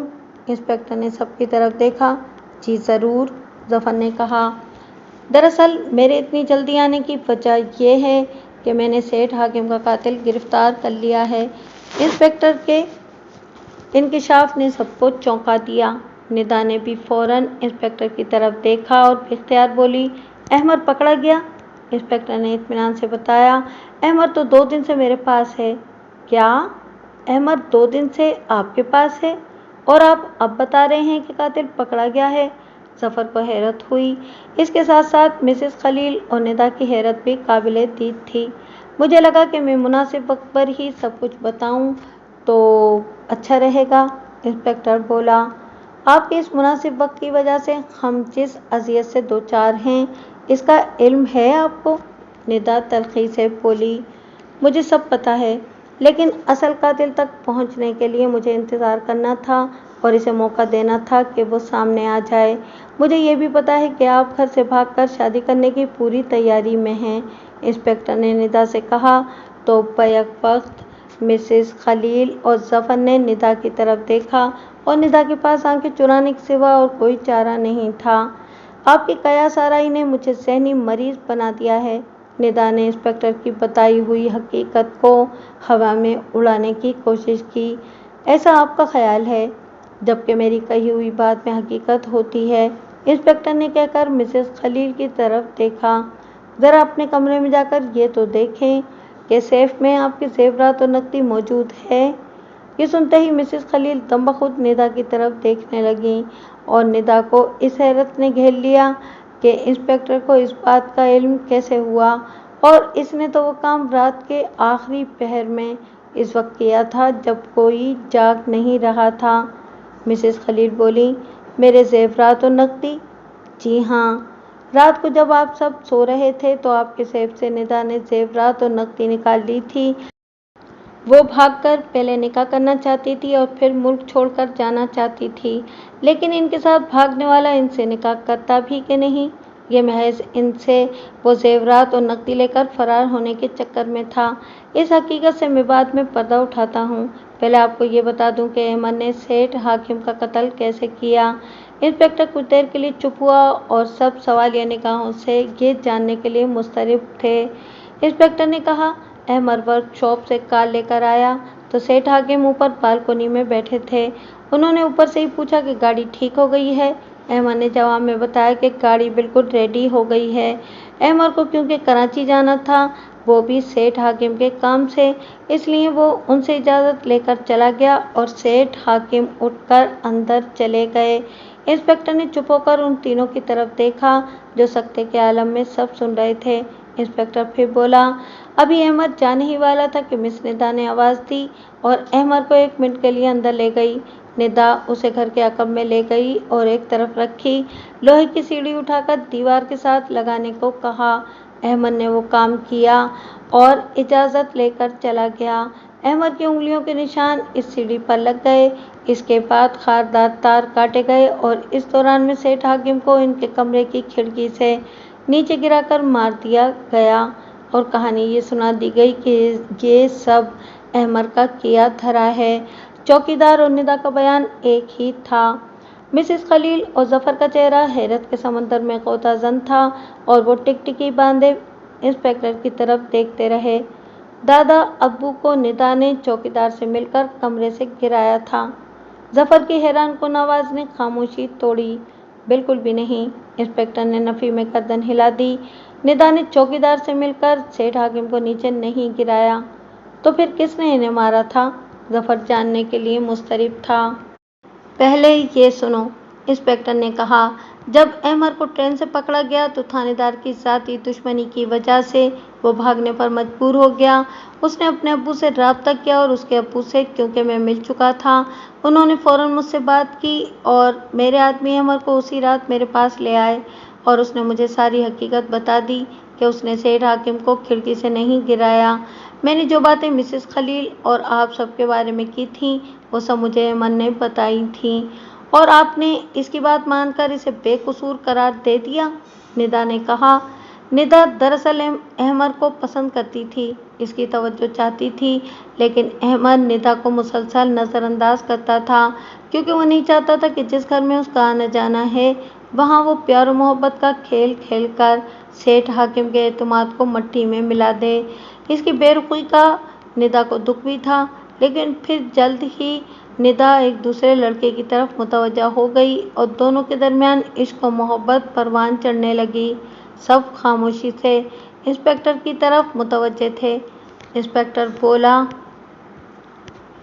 सेठ हाकिम को कत्ल करके अहमद पर इल्ज़ाम तो लग गया, लेकिन मंसूबा साज ये नहीं जानता था कि वह आज ही कराची जा रहा है। इस लाइल्मी ने इनका खेल बिगाड़ दिया। सेठ हाकिम का कातिल जान गया था कि मैं इसके करीब पहुंच रहा हूं और जो उसने मंसूबा बनाया था वो बहुत कमज़ोर था, इसलिए वो मुझे केस की तफ्तीश से हटाने के लिए मुझ पर हमला करने लगा और फिर इसने मुझे कत्ल करने की कोशिश की। मैंने अपने आप को बचाया और उसके पीछे भागा उसने भागते हुए निदा को फ़ोन किया और निदा ने मुझे कॉल करके ये कहा कि घर में कोई है। मैं इसका ताक़ुब छोड़कर निदा की जानिब मुतवज्जा हो गया और वो भाग गया। कातिल ने अपनी जान बचाने के लिए निदा को मुझे फ़ोन करने को कहा था। इस तरह वो बच गया और इसी रात को जब सब लोग सो गए तो वो निदा से मिलने घर पहुंच गया। ओ खुदाया, निदा इसके साथ मिली हुई है। वो घर में कैसे आ सकता है जबकि चौकीदार मौजूद होता है, और वो कौन है? जफर के जिस्म में और भी बेचैनी तोड़ने लगी। ये भी बताता हूँ कि वो किस रास्ते से घर में आया और वो कौन है। निदा और उसने भागने का प्रोग्राम बनाया। वो जान गया था कि अब उसका बचना मुश्किल हो गया है। उसी ने निदा को उकसाया कि वो अपना हिस्सा मांगे। उसी ने निदा से ज़ेवरात और नकदी चोरी कराई, और जब निदा ने माँ का ज़ेवर और नकदी समेट ली तो निदा ने इसे बताया। उसने कहा कि वो सुबह 10 बजे ये घर छोड़ देंगे। वो रात जब इस घर में आया था तो उसने निदा से ज़ेवरात और नकदी लेने का भी मुतालबा किया, लेकिन निदा ने इनकार कर दिया कि वो कल सुबह सब कुछ लेकर वहाँ आ जाएगी। इसने इसलिए ज़्यादा तकाजा नहीं किया कि कहीं निदा को शक न पड़ जाए। मैंने दिन का उजाला फैलने से पहले उसे गिरफ्तार कर लिया। इंस्पेक्टर ने बात ख़त्म की और निदा की तरफ देखा जो सर झुकाए बैठी थी और मिसेस खलील उसे मुसलसल घूर रही थी। वो कौन है? जफर ने फिर सवाल किया। ये भी बताता हूँ, इंस्पेक्टर ने कहा। पहले ये जान लें कि कत्ल की वजह क्या बनी थी। हाँ, कत्ल की वजह क्या बनी थी? जफर ने बेकरारी से पहलू बदला।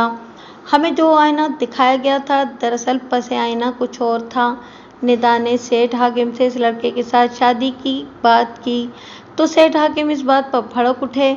इनका गुस्सा आसमान को छूने लगा। वो इसी वक्त एक बड़ा फैसला करने वाले थे कि निदा ने उनके सामने हाथ जोड़कर माफ़ी मांग ली और मिन्नत की कि वो ये बात किसी से ना करें, वो इसका ख्याल दिल से निकाल देगी। निदा महज कुछ वक्त गुजारना चाहती थी। इस दौरान दोनों ने मिलकर एक मंसूबा बनाया और यूं अहमद को उन्होंने फंसाने की कोशिश की, जो उनके ही गले में पड़ गई, और उन्होंने ऐसा सोचा भी नहीं था जैसा हो गया। अब तो बता दीजिए कि वो कातिल है कौन? जफर बोला। इस वक्त वो लॉकअप में है। इंस्पेक्टर ने जफर से पूछा।